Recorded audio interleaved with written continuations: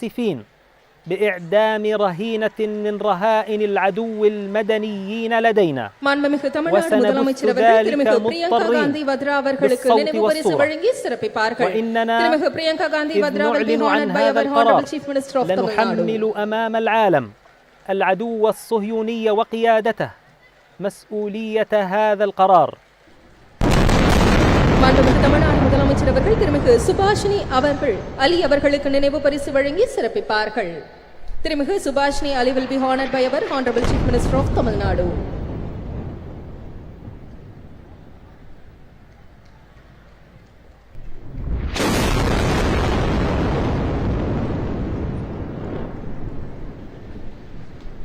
மாண்புமிகு தமிழ்நாடு முதலமைச்சர் அவர்கள் திருமிகு சுப்ரியா சுலே அவர்களுக்கு நினைவு பரிசு வழங்கி சிறப்பிப்பார்கள்.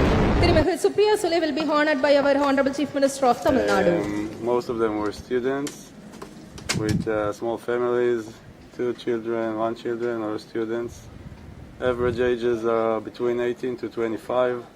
திருமிகு ஆனி ராஜா அவர்களுக்கு நினைவு பரிசு வழங்கி சிறப்பு செய்யப்பட உள்ளது. திருமிகு ஆனி ராஜா will be honored by our Honorable Chief Minister of Tamil Nadu. Everything and make sure that no one gets out of here alive. And you can see the brutality and see for yourself. திருமிகு டிம்பிள் யாதவ் அவர்களுக்கு நினைவு பரிசு வழங்கி சிறப்பிக்கும் தருணம். திருமிகு Dimple Yadav will be honored by our Honorable Chief Minister of Tamil Nadu. مش درج مش اسانسير حيبني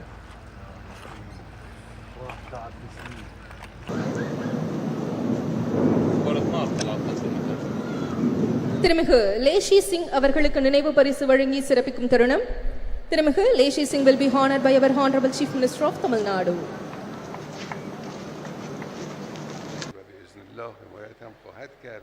حامیان رژیم و بعضی از افراد خود رژیم غاصب یاوه‌گویی‌هایی در این 2-3 روز کردن அவர்களுக்கு நினைவு பரிசு வழங்கி சிறப்பிக்கும் தருணம். திருமிகு Sushmita Dev will be honored by our Honorable Chief Minister of Tamil Nadu. اسلامی رو پشت این حرکت معرفی میکنن.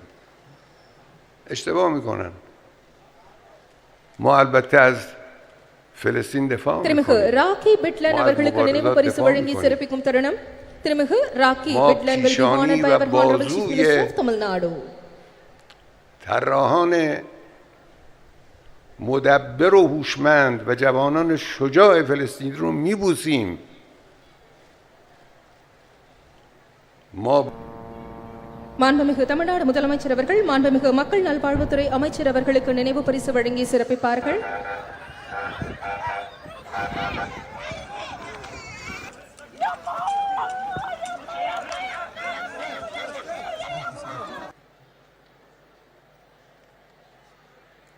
மாண்புமிகு மருத்துவ மற்றும் மக்கள் நல்வாழ்வுத்துறை அமைச்சர் அவர்களுக்கு நினைவு பரிசு வழங்கி சிறப்பிக்க உட்பட உள்ளது.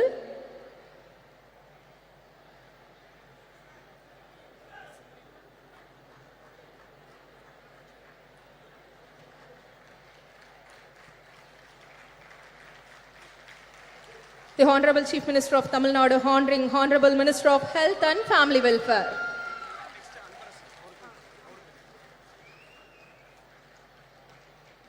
மாண்புமிகு தமிழ்நாடு முதலமைச்சர் அவர்கள் மாண்புமிகு சிறு குறு மற்றும் நடுத்தர தொழில் நிறுவனங்கள் துறை அமைச்சர் அவர்களுக்கு நினைவு பரிசு வழங்கி சிறப்பிப்பார்கள்.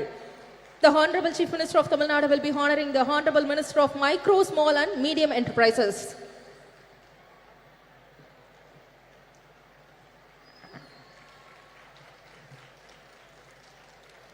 திமுக பொதுச் செயலாளர் திருமிகு கனிமொழி கருணாநிதி அவர்கள் மாண்புமிகு தமிழ்நாடு முதலமைச்சர் அவர்களுக்கு நினைவு பரிசு வழங்கி சிறப்பிப்பார்கள். DMK Deputy General Secretary திருமிகு Kanimozhi Karunanidhi will be honoring the Honorable Chief Minister of Tamil Nadu.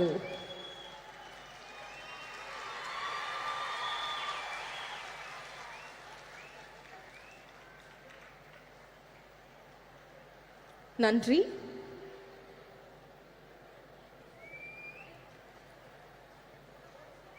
குழந்தைகள் நலன் மற்றும் பெண்களின் உரிமைகளை முதன்மையாக கொண்டு பணியாற்றி வரும் டெல்லி சட்டப்பேரவை துணைத் தலைவரும் ஆம் ஆத்மி கட்சியின் தேசிய நிர்வாக குழு உறுப்பினருமான திருமிகு ராக்கி பிட்லன் அவர்களை சிறப்புரையாற்ற அன்புடன் அழைக்கிறோம். With great pleasure, we invite Tirumugu Raki Bitlan for the special address.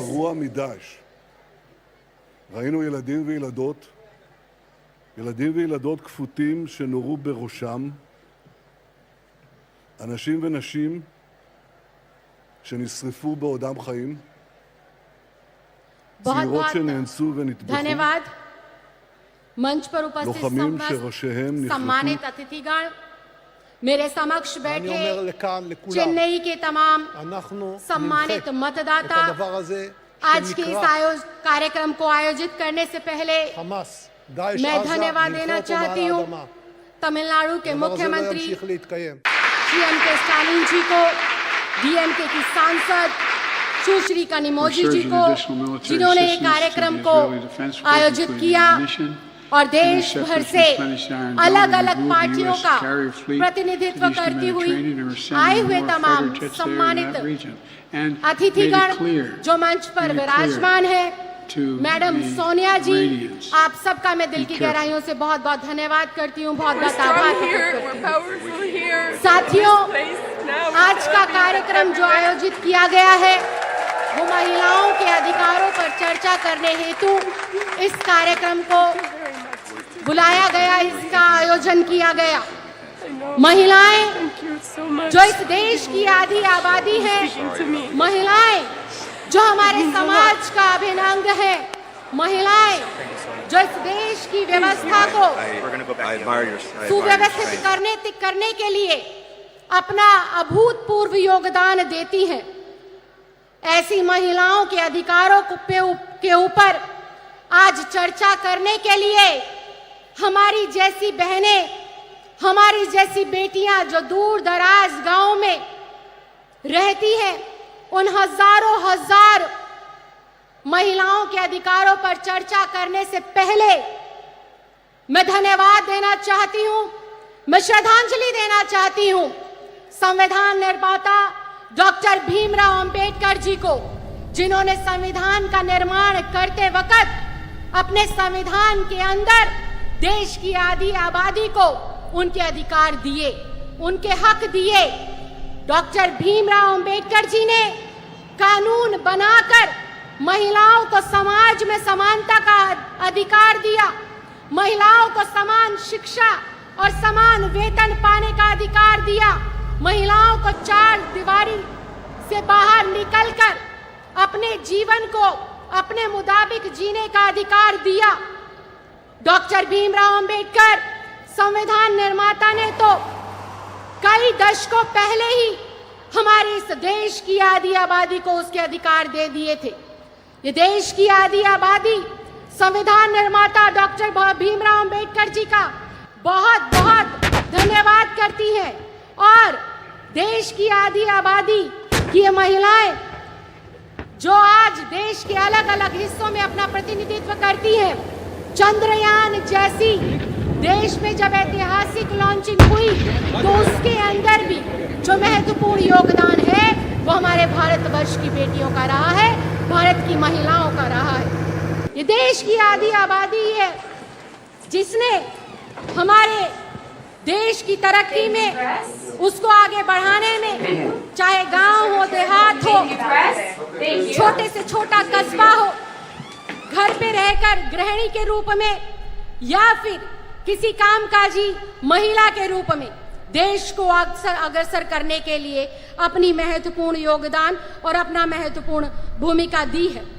Doctor Bhimrao Ambedkar ji का संविधान जहां महिलाओं को अपनी प्रतिभा के अनुसार अपना प्रतिभा का प्रदर्शन करने का मौका मिलता है, और अगर मैं अपनी बात करूं तो डॉक्टर भीमराव अंबेडकर जी के आशीर्वाद से ही मैं उस माँ की बेटी हूँ जो दिल्ली के एक सरकारी स्कूल में सफाई कर्मचारी है, लेकिन डॉक्टर भीमराव अंबेडकर जी की वजह से, भारत देश के लोकतंत्र की खूबसूरती की वजह से और आम आदमी पार्टी के राष्ट्रीय संयोजक अरविंद केजरीवाल जी के आशीर्वाद की वजह से आज ये दिल्ली की बेटी अपनी पार्टी का और अपनी सरकार का प्रतिनिधित्व आप लोगों के समक्ष कर रही है। ये देश के लोकतंत्र की ही खूबसूरती है। लेकिन जहां हम देश के संविधान लोकतंत्र की बात करते हैं, महिलाओं के हक और अधिकारों की बात करते हैं, सिर्फ वो संविधान के अंदर लिखे तो गए हैं लेकिन दुर्भाग्यवश आज भी हमारी एक बड़े तबके की महिलाएं अपने अधिकारों से वंचित है। आज भी उनको उनके अधिकार नहीं मिल रहे हैं। देश की महिलाएं 21वीं सदी के अंदर, आजादी के 75 सालों के अंदर पूरे देश में शिक्षा जो पाती हैं पुरुषों के मुकाबले वो महज 65% है, जो कि बेहद चिंता का विषय है, बेहद सोच का विषय है। पूरे देश में अगर हम कामकाजी महिलाओं की बात करें, जो कि रिकॉर्ड पर मेंटेन होता है, उस काम की बात करें तो उस काम को करने वाली कामकाजी महिलाओं की भी संख्या आज 75 साल पूरे होने के बावजूद भी महज 25 से 27% रह जाती है। भारतीय राजनीति की बात करें, मंच पर बहुत मुझसे भी ज्यादा प्रसिद्ध, मुझसे भी ज्यादा लोकप्रिय, मुझसे भी ज्यादा ताकतवर और जिम्मेदार महिलाएं विराजमान है और मैं इनके समक्ष इस बात को रख रही हूँ और ये मेरी बात से सहमति भी जताएंगी कि राजनीति के अंदर महिलाओं का जो प्रतिनिधित्व है वो भारत के लोकतंत्र के लिए, हमारे देश की महिलाओं के लिए बेहद सोच का विषय है। महज 15 से लेकर 17% महिलाएं हमारी भारतीय राजनीति के अंदर अपना प्रतिनिधित्व देती हैं। आज महिलाओं का एक बड़ा तबका, या यूं कहें 30 से लेकर 35% की हमारी जो महिलाएं हैं, अपनी सही स्वास्थ्य की जानकारी ना होने की वजह से काफी गंभीर रोगों से जो है ग्रसित है, जो कि आज एक चिंता का विषय है। कितने संख्या के अंदर गर्भवती महिलाएं जब अपना प्रसव के दौरान अस्पतालों में जाती है, सही स्वास्थ्य की जानकारी ना होने की वजह से उनकी मृत्यु हो जाती है। तो ये बेहद दुख का विषय है कि आज हम लोग आजादी के 75 साल मना रहे हैं, आजादी का अमृत काल मना रहे हैं, उसके उलट जो इस देश का अभिन्न अंग है, जो इस देश की जनसंख्या का 50% है, उसके भी आज हम स्वास्थ्य की चिंता, उसके शिक्षा की चिंता, उसकी सुरक्षा की चिंता, उसके रोजगार की चिंता के ऊपर आज इतना बड़ा सम्मेलन कर रहे हैं। इसके उलट अगर देखें पिछले 75 सालों के अंदर आजादी में के बाद भी संविधान में अपने अधिकारों को प्राप्त करने के बावजूद भी आज महिलाओं के लिए क्या बढ़ रहा है? महिलाओं के लिए क्राइम दिन प्रतिदिन बढ़ रहा है। दूर दराज में रहने वाली कोई बेटी हो या शहर के बीचों बीच रहने वाली कोई बुजुर्ग महिला हो, हर वक्त 24 घंटे हर पहर वो असुरक्षा के भाव में जीती है। चाहे वो कोई कस्बा हो, चाहे गाँव हो, देश की राजधानी हो, किसी शहर की, प्रदेश की राजधानी, आज हमारी बहन बेटियों के अंदर, आज हमारी महिलाओं के अंदर असुरक्षा का भाव हर वक्त उनके दिमाग में रहता है।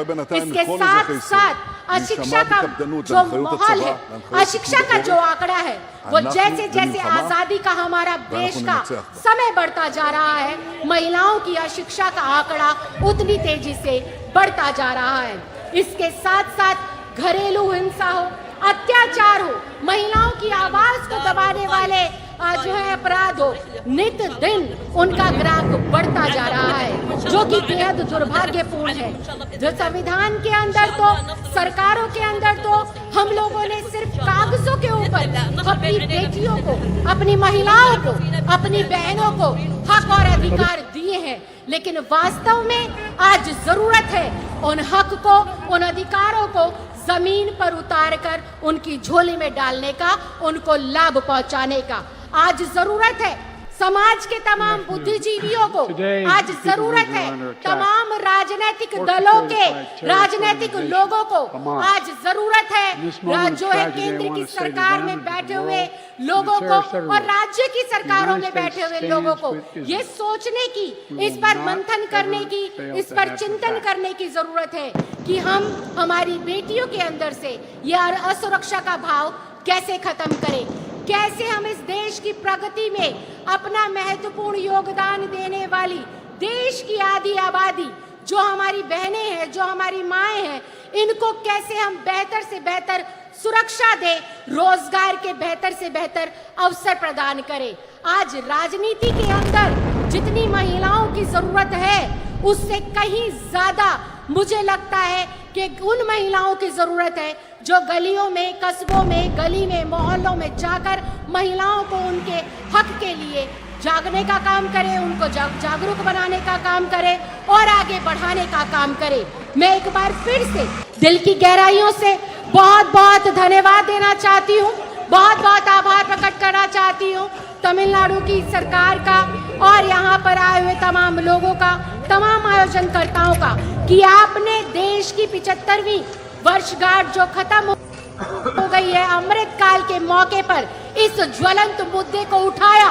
देश की जरूरत है आज महिलाओं को सशक्तिकरण देने की, देश की जरूरत है आज महिलाओं को उनके अधिकार देने की, और देश को आज जरूरत है आखिरी पंक्ति में खड़ी हुई महिला को शिक्षित करने की, रोजगार देने की। आपने मुझे बोलने का मौका दिया, इसके लिए मैं बहुत बहुत धन्यवाद देती हूँ, बहुत बहुत आभार प्रकट करती हूँ। जय हिंद, जय भारत। பெண்ணுரிமைக்கு தொடர்ந்து குரல் கொடுத்து வருபவரும் திரிணாமுல் காங்கிரஸ் கட்சியின் தேசிய செய்தி தொடர்பாளருமான திருமிகு சுஷ்மிதா தேவ் அவர்களை சிறப்புரையாற்ற அன்புடன் அழைக்கிறோம். It is our privilege and honor to invite திருமிகு Sushmita Dev, national spokesperson for the Trinamool Congress, well known for her unwavering dedication to championing women rights, to deliver the special address. التحية لكل أحبتنا من كل فصائل المقاومة في فلسطين، إلى أي انتماء إلى أي جهة، وهم اليوم وحدة متراصة في هذا العمل المقاوم. M.K. Stalin.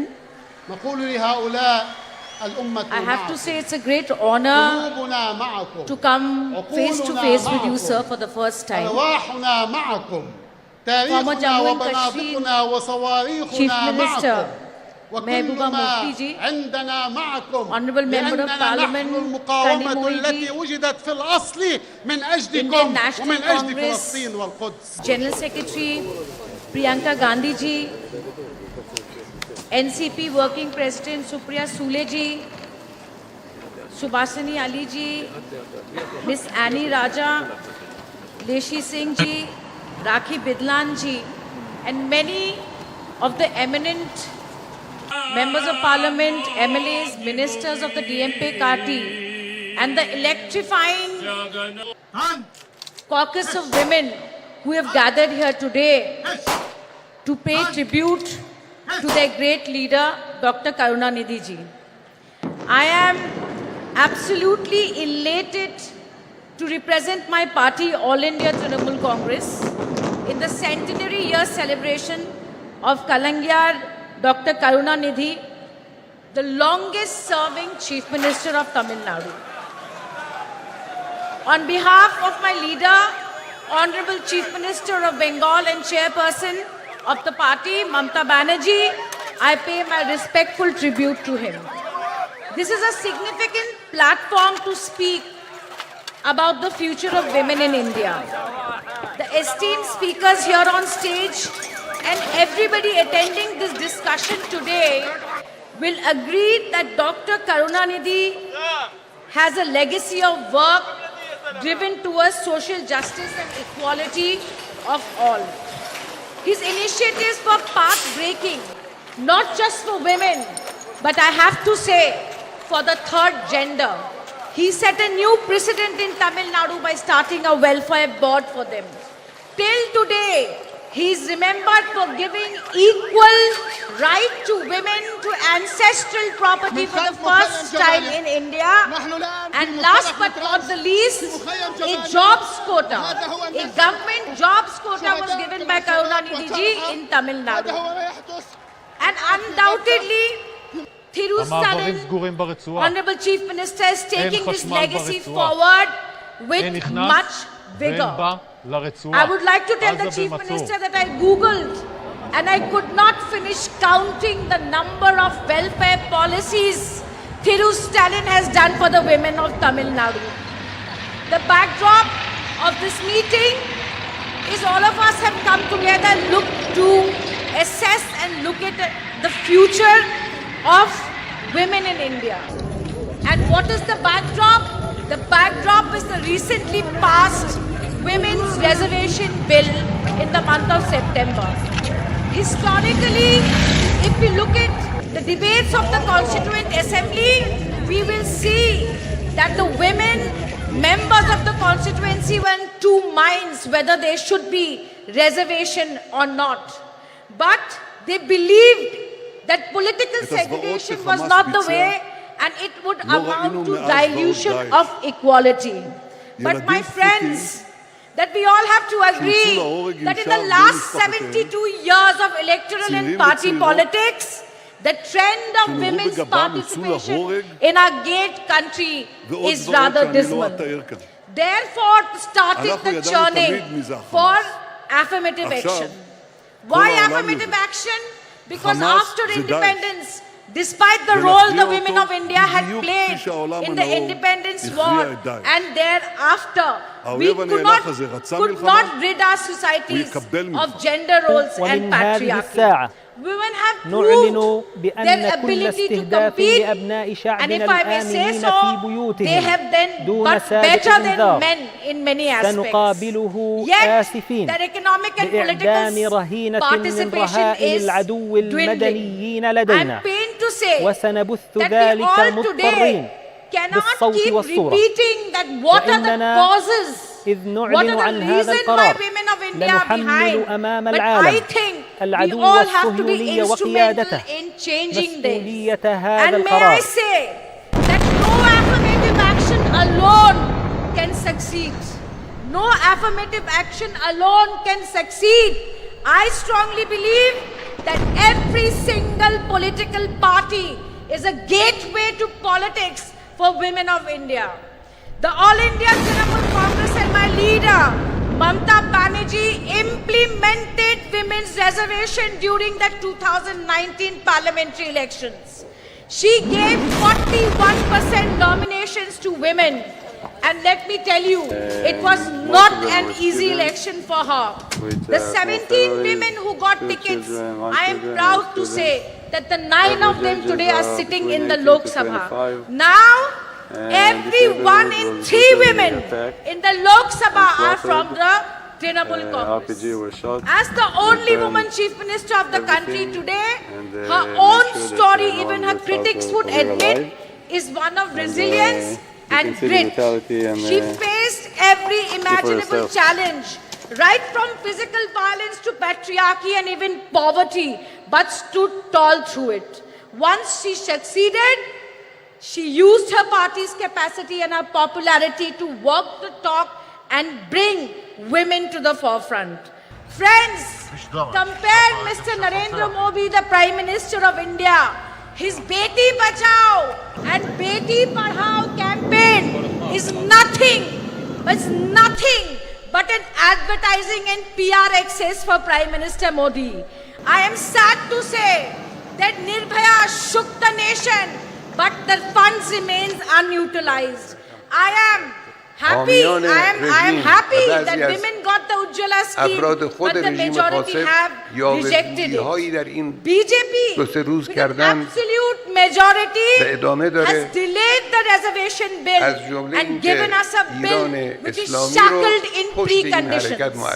It is preconditioned on a fresh census and a delimitation process. I hear on television people saying that women's reservation will be implemented in 2034. But let me tell you today that there is absolutely no guarantee that even if everything goes well, women's reservation will not come into effect till 2037. Not till 2037.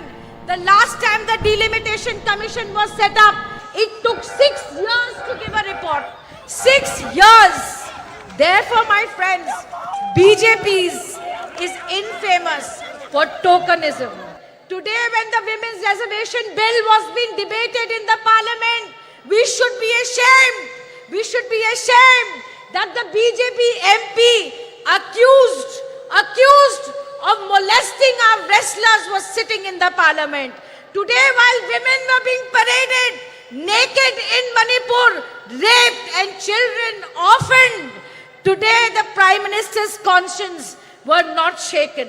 But like I said, how do we do it differently? And the only thing that I can think of is where women have voted in greater numbers. Why should they remain at a minimum of a bare number of 9% in the Lok Sabha? If we want to change this, I feel that there has to be political will. I hope that you will agree with me that it is everyone's duty, every political party's duty to demolish the systemic and systematic discrimination and marginalization of women within parties has to stop. It must stop. We have to show the political will to have women in more substantive positions. But last but not the least, and I'm about to end my speech, that we have to recognize that to bring women to the forefront of politics, we need progressive male leaders like Dr. Karunanidhi. We need progressive male leaders like Shri Rajiv Gandhi ji, who gave the Panchayati Raj reservation. We need social activists like Raja Ram Mohan Rai, who stopped sati. I have absolutely no doubt in my mind that India parties will come to power in 2024 and oust this regressive and anti-woman regime that is ruling the country and convert and turn this Women's Reservation Act into the greatest enabler in the history of this country for women amendment. I end my speech by quoting the only woman Prime Minister in this country, Indira Gandhi ji. There are two kinds of people: those who do the work and those who take the credit. While Prime Minister Modi takes credit for travesty of a law in the name of reservation, let us who are sitting here do the real work towards greater political representation of women. With these words, I once again thank the DMK party. I thank the women wings of the DMK party and your patience for listening to me. Jai Hind. Thank you very much. Thank you, ma'am. Bihar மாநிலத்தின் உணவு மற்றும் நுகர்வோர் பாதுகாப்புத்துறை அமைச்சரும் ஐக்கிய ஜனதா தளம் கட்சியின் தேசிய நிர்வாக குழு உறுப்பினருமான திருமிகு லேஷி சிங் அவர்களை சிறப்புரையாற்ற அன்புடன் அழைக்கிறோம். We request திருமிகு லேஷி Singh, the Minister for Food and Consumer Protection of Bihar State. I admire your strength. धन्यवाद.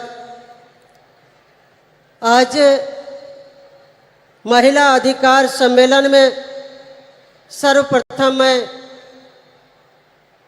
पार्टी जनता दल यूनाइटेड की ओर से उपस्थित महिला बहनों का हार्दिक अभिनंदन करती हूँ. मैं आभार प्रकट करना चाहती हूँ हमारे माननीय मुख्यमंत्री श्री नीतीश कुमार जी एवं जनता दल यूनाइटेड के राष्ट्रीय अध्यक्ष आदरणीय ललन सिंह जी का, जिन्होंने इस ऐतिहासिक कार्यक्रम में मुझे प्रतिनिधित्व करने का अवसर प्रदान किया. मैं बहुत धन्यवाद देना चाहूँगी देश की चर्चित प्रसिद्ध महिला नेत्री डीएम के सांसद बड़ी बहन आदरणीय कनिमोझी जी का, जिन्होंने मुझे व्यक्तिगत रूप से दूरभाष पर संपर्क कर इस प्रोग्राम में आने के लिए आमंत्रित किया.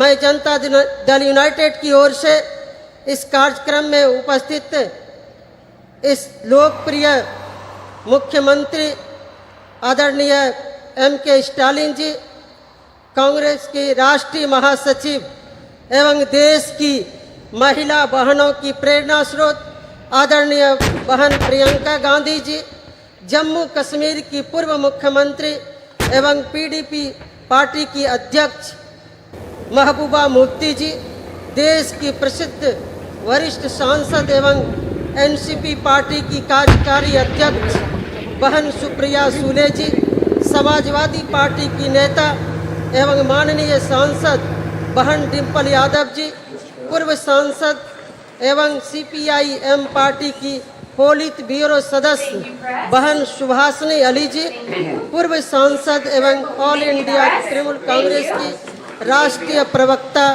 बहन सुष्मिता देव जी, सीपीआई की राष्ट्रीय कार्यकारिणी की सदस्य, NFIW की राष्ट्रीय महासचिव बड़ी बहन एनी राजा जी, दिल्ली विधानसभा की माननीय उपाध्यक्ष एवं आम आदमी पार्टी की राष्ट्रीय कार्यकारिणी की सदस्य बहन राखी बिरला जी का मैं अभिनंदन करती हूँ। बहनों, कहा जाता है कि यत्र नारी पूज्यन्ते तत्र देवता, यानी जहाँ नारी की पूजा होती है वहाँ देवता का वास होता है। हम नारी सर्वशक्तिमान हैं। नारी के बिना संसार में मानव जाति की सृजन की कल्पना नहीं की जा सकती है।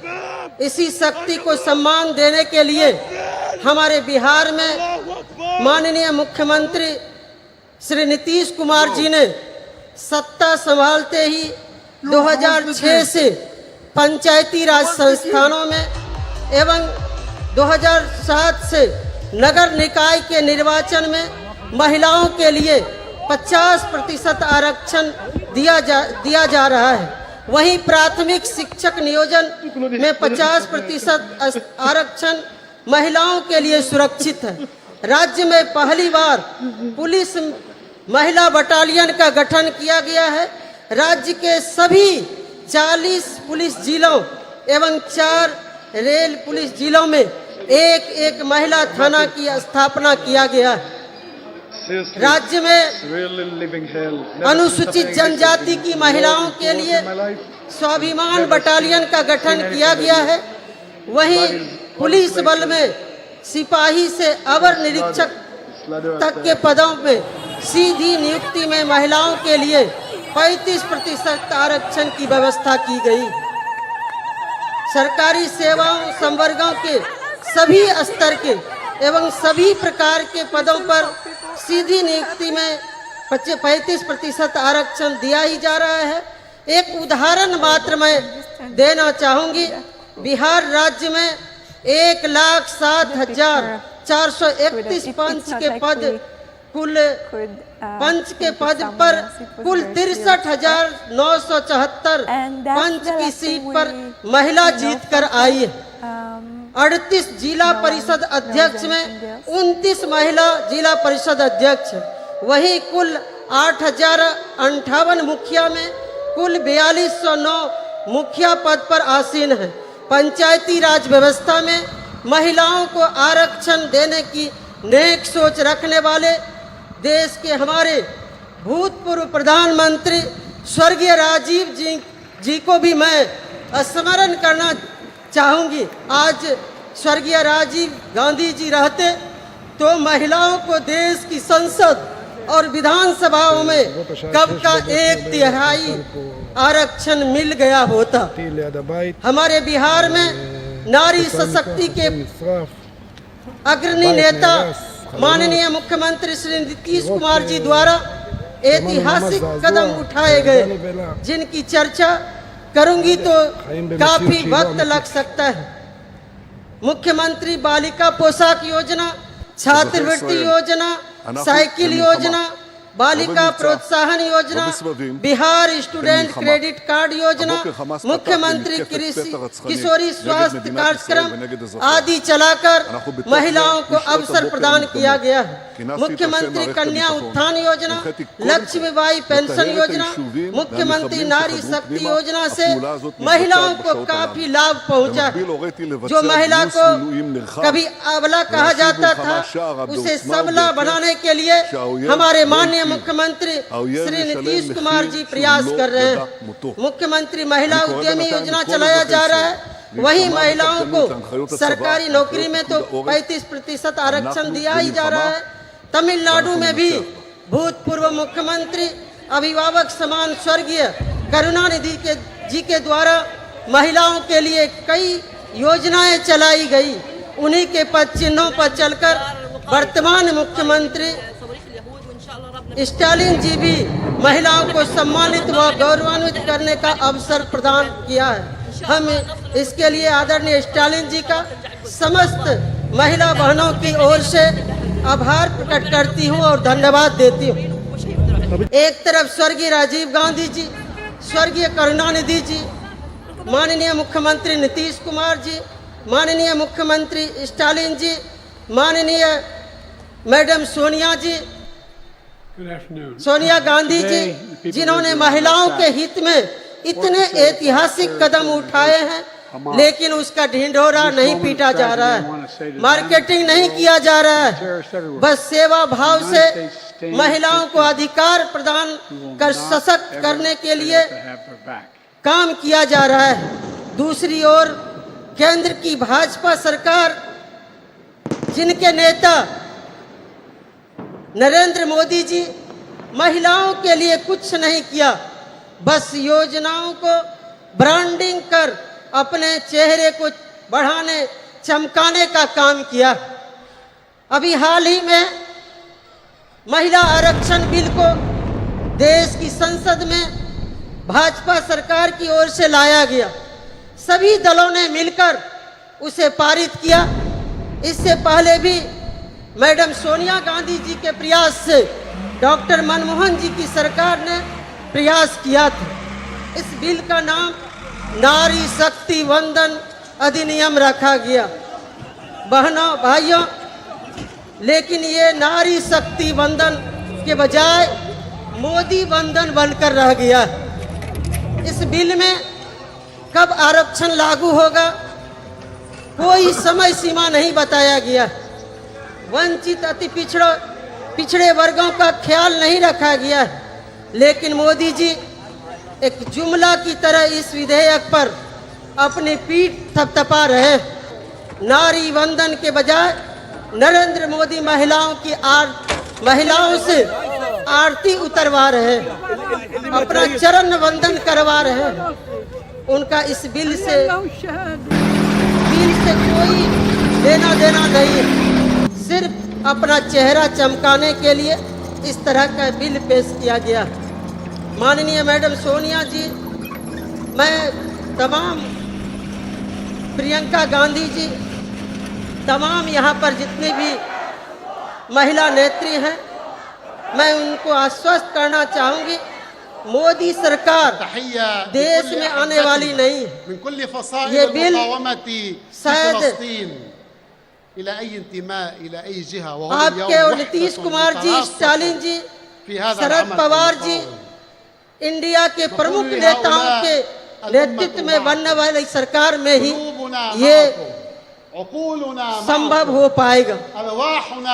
हम सभी चाहते हैं देश की महिला आरक्षण बिल में बिहार मॉडल को अपनाया जाए, जिसमें आबादी के हिसाब से 50% आरक्षण महिलाओं को बिल मिल सके, बिल में प्रावधान हो। इस कार्यक्रम के माध्यम से देश की महिला बहनों से कहना चाहूंगी कि हम महिलाएं किसी क्षेत्र में पुरुषों से कम नहीं है। यहाँ तक कि पुरुषों के तुलना में महिलाएं ज़्यादा ईमानदार, कर्तव्यनिष्ठ हैं। आज महिलाएं हर क्षेत्र में अव्वल होती आ रही है। महिला एक घर में जन्म से लेकर दूसरे के घर भी जाकर उसे सुसज्जित संस्कार देने का काम करती है। महिलाएं धरती से लेकर अंतरिक्ष तक पहुंची। महिलाओं को केवल अवसर मिलने की आवश्यकता है। महिलाओं को अवसर मिलने पर महिलाओं ने साबित कर दिया है कि पुरुषों से कई ज़्यादा गुना काबिलियत महिलाओं में है। देश की महिला प्रधानमंत्री स्वर्गीय इंदिरा गांधी जी इसका सशक्त उदाहरण है, जिन्होंने अपनी नेतृत्व क्षमता से दुश्मन देश के दांत खट्टे कर अपनी दृढ़ इच्छा शक्ति संकल्प के कारण उन्हें आयरन लेडी कहा जाता है।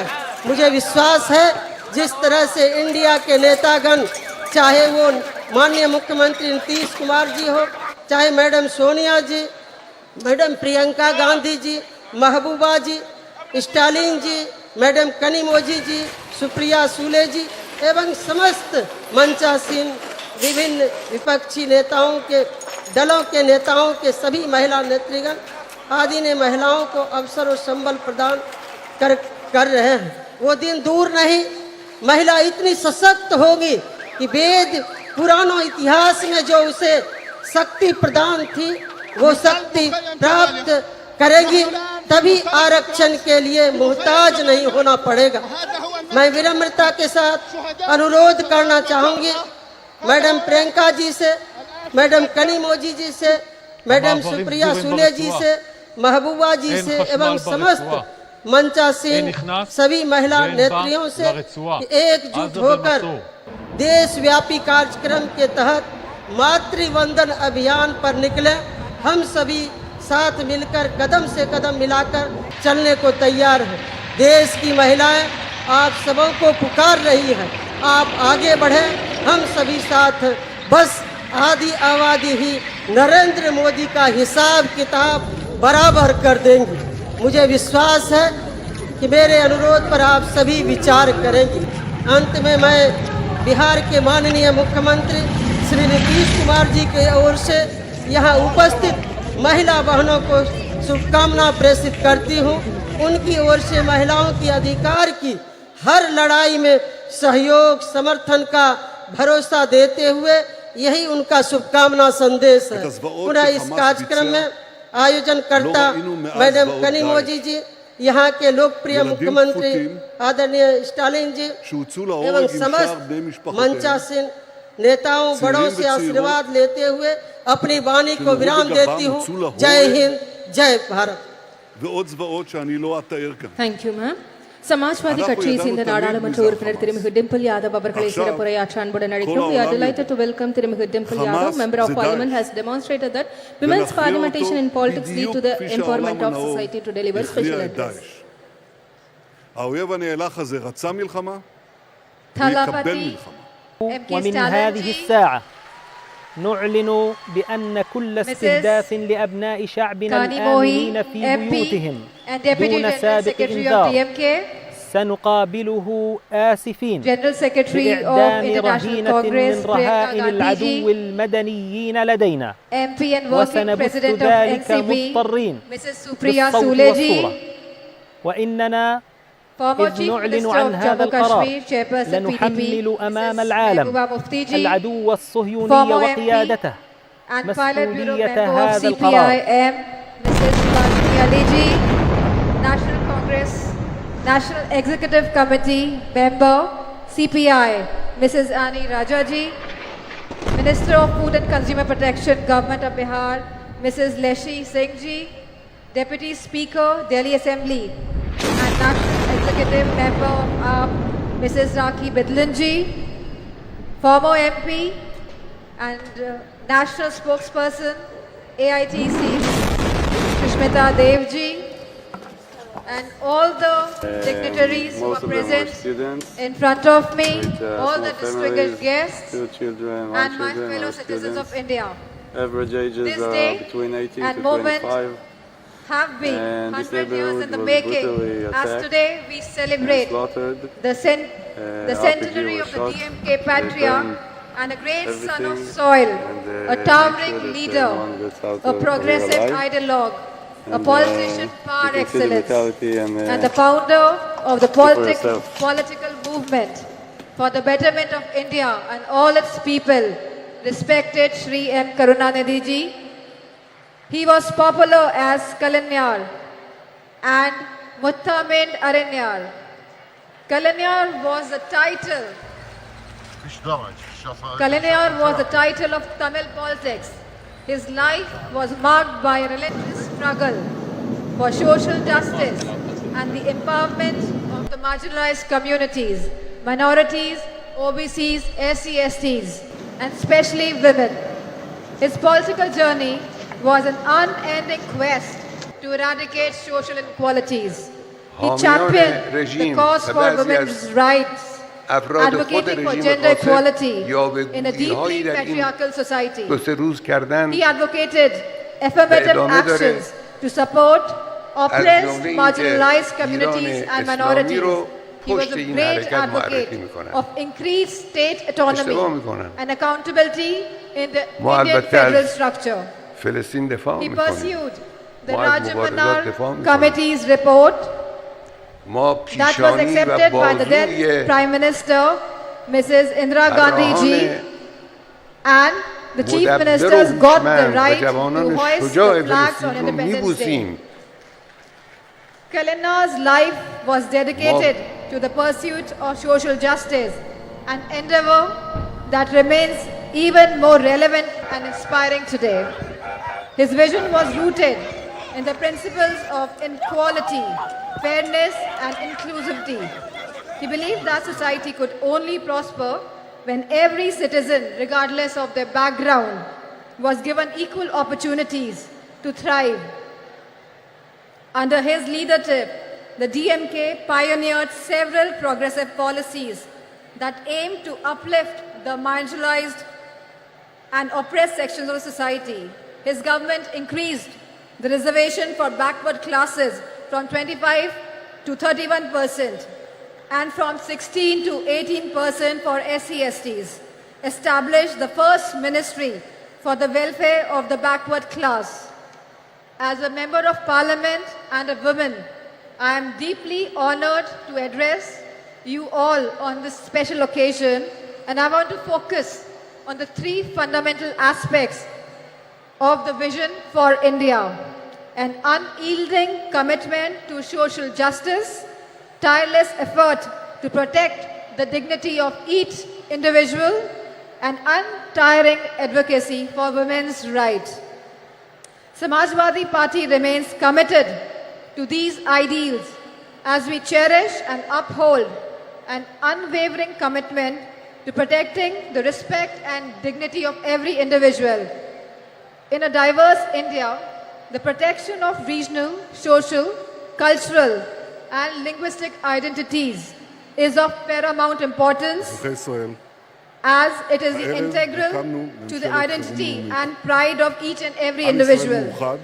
Leadership in this regard is not about exclusion, but rather about pluralism and diversity. Celebrating the unique cultural tapestry that is India. Now I turn my attention to the third crucial aspect of our vision, a deep sense of commitment to women's rights. We all must be a true feminist today, advocating for gender equality, women's education and upliftment. Policies that have always been advocated and implemented by the Samajwadi Party in Uttar Pradesh found home and expression in Tamil Nadu under Kalina. He raised girls' marriageable age, provided women one-third reservations in the government jobs, local body elections, property rights, subsidized loans, financial assistance to widows, marriage, intercaste marriages, self-help groups, vocational training programs, free power and gas connections, and rice at ₹1, and many much policies. We must recognize that women's economic empowerment is not only a matter of individual dignity, but also a path towards overall societal and economic progress. This is in strict conformance to what successive Samajwadi Party governments have delivered for women in Uttar Pradesh under the Chief Ministership of Honorable Netaji and Shri Akhilesh Yadav ji. For us, women's rights is not a matter of speech, but a matter of faith and action. Let me draw the focus to the task at hand for this August gathering. The Magalir Urmai Manadu, being organized today by the DMK Women's Wing, headed by MP Kani Mohi, calls upon the central government, headed by BJP, for immediate action on women's rights issues. The BJP government has totally been proven incompetent and an abject failure in securing women's rights and providing security and safety to women. India has witnessed an alarming surge in crimes against women, particularly of the OBCs, SC/STs and the minorities. This dire situation reflects poorly on the government's ability to ensure the safety and the security of women, especially from the OBCs, SC/STs and minorities, who bear the brunt of this crisis. Manipur is a living example today for us. What has been seen in Manipur is really shattering the very idea of India. The data reveals that incidents of rape and sexual assault and violence against young girls, infants, women and older women have reached to one of the highest ever under the BJP government, exposing a fundamental breakdown in social order, sense of security and law and order. The lack of swift justice and a consistent track record of not holding perpetrators accountable has led to this scary situation in the country. This needs to be corrected immediately. Nothing can be allowed to impinge on the right of life. In Indian democracy, women constitute of half the population, and this active participation in politics is essential for the robust democracy and a truly inclusive society. The recent proposal by the BJP government to postpone the vital reform of implementing 33% reservations of women in parliament and state assemblies way into the distant future is a huge disappointment that appears to be only a BJP political ploy. The BJP's move is only an eyewash purely for electoral gains. Samajwadi Party's argument for providing separate reservations for OBCs, for SC/STs and minorities is a critical, progressive stance that deserves immediate inclusion and consequent implementation. The BJP government's one-size-fits-all will certainly dilute the representation of marginalized communities. The Samajwadi Party's proposition recognizes the unique challenges faced by the women of OBCs, SC/STs and minorities. By providing separate reservation, it ensures that these historically disadvantaged groups have a more equitable chance at political participation. BJP government should be open to this critical improvement offered by the Samajwadi Party.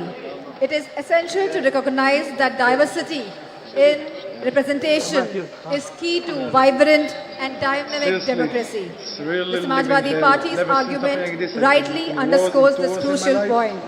As Samajwadi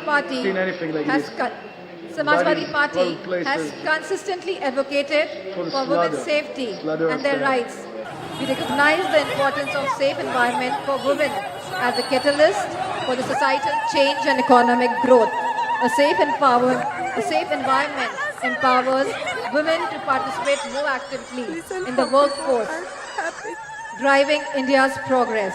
In fact, Claudia Golden of Harvard, who won the Nobel Prize in Economics, argues for increased women labor force participation rate, validating Samajwadi Party's approach and philosophy on this subject. The time for procrastination has passed. We need to break down the barriers that have held women back for so long. Let us build a society where everyone can live with dignity, freedom, and equal opportunities. We at Samajwadi Party, along with the India Coalition, are committed to making this vision a reality. And we urge all the citizens to join us in this essential demand for the coming change. It is an idea whose time has come. Thank you, DMK, for organizing this wonderful Congress, this wonderful conference today, and for giving me this opportunity to present my views, my thoughts on behalf of Samajwadi Party. And I thank all the women wing of DMK. Thank you. Jai Hind. Thank you, ma'am. சமத்துவத்தையும் சமூக மாற்றத்தையும் இலக்காக கொண்டு மகளிர் உரிமைகளுக்காக போராடி வரும் இந்திய communist கட்சியின் தேசிய நிர்வாக குழு உறுப்பினரும் இந்திய மாத தேசிய சம்மேளனத்தின் பொதுச் செயலாளருமான திருமிகு ஆனி ராஜா அவர்களை சிறப்புரையாற்ற அன்புடன் அழைக்கிறோம். במלחמה. הבוקר חמאס פתח במתקפת פתע רצחנית נגד מדינת ישראל ונגד אזרחיה. אנחנו בתוך זה משעות הבוקר המוקדמות. כינסתי את ראשי מערכת הביטחון. From the depth of my heart, לטהר את היישובים מהמחבלים שחדרו פנימה. הפעולה הזאת מתבצעת בשעות הללו. במקביל הוריתי לבצע גיוס מילואים נרחב ולהשיב מלחמה שערה בעוצמה ובהיקף שהאויב לא הכיר. האויב ישלם מחיר שהוא לא ידע לתוך. אני קורא בינתיים לכל אזרחי ישראל להישמע בקפדנות להנחיות הצבא, להנחיות פיקוד העורף. אנחנו במלחמה ואנחנו ננצח. I extend my gratitude and red salute to Tandai Periyar, Phule, Dr. Ambedkar, Ayyankali, Ayodhya Das Pandita, for their immense contribution and effort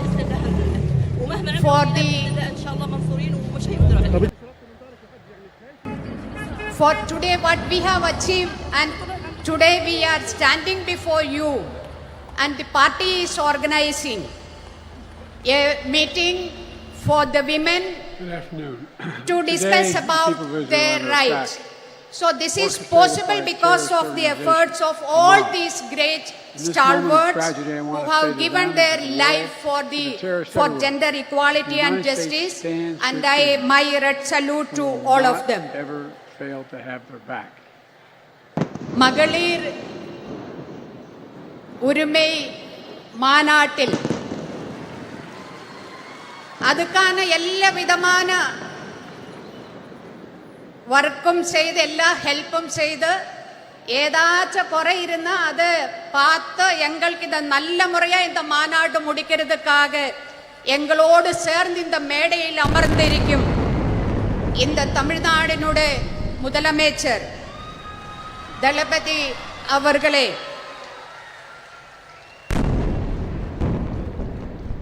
இந்த கூட்டத்தில் நம்மோடு உரையாடுறதுக்கு பேசுறதுக்கு இங்கே வருவாயிருக்கிற இந்திய நேஷனல் காங்கிரஸினுடைய தலைவி சோனியா காந்தி அவர்களே, மெஹபூபா தோழியர், நான் எல்லோரும் தோழியர் கூப்பிடுறது. I would like to call you all as comrades. So தோழியர் மெஹபூபா முஃப்தி ஜி, பிரியங்கா தோழியர் பிரியங்கா காந்தி ஜி, தோழியர் கனிமொழி ஜி, தோழியர் சுபாஷினி ஜி, தோழியர் சுப்ரியா சூலே ஜி, தோழியர் டிம்பிள் யாதவ் ஜி, தோழியர் லஷி சிங் ஜி, தோழியர் சுஷ்மிதா தே, தோழியர் ராக்கி, and நம்மளை எல்லோரும் இங்கே வருக வருக என்று வெல்கம் பண்ணி அமர்ந்திருக்கிற தோழியர் ஹெலன் ஜி, உங்களுக்கு எல்லோருக்கும் இந்தியன் கம்யூனிஸ்ட் பார்ட்டி சிபிஐயுடைய இந்திய மாதர் தேசிய சம்மேளனம் NFIWனுடைய நெஞ்சார்ந்த வணக்கத்தையும் வாழ்த்துக்களையும் தெரிவிக்கிறேன்.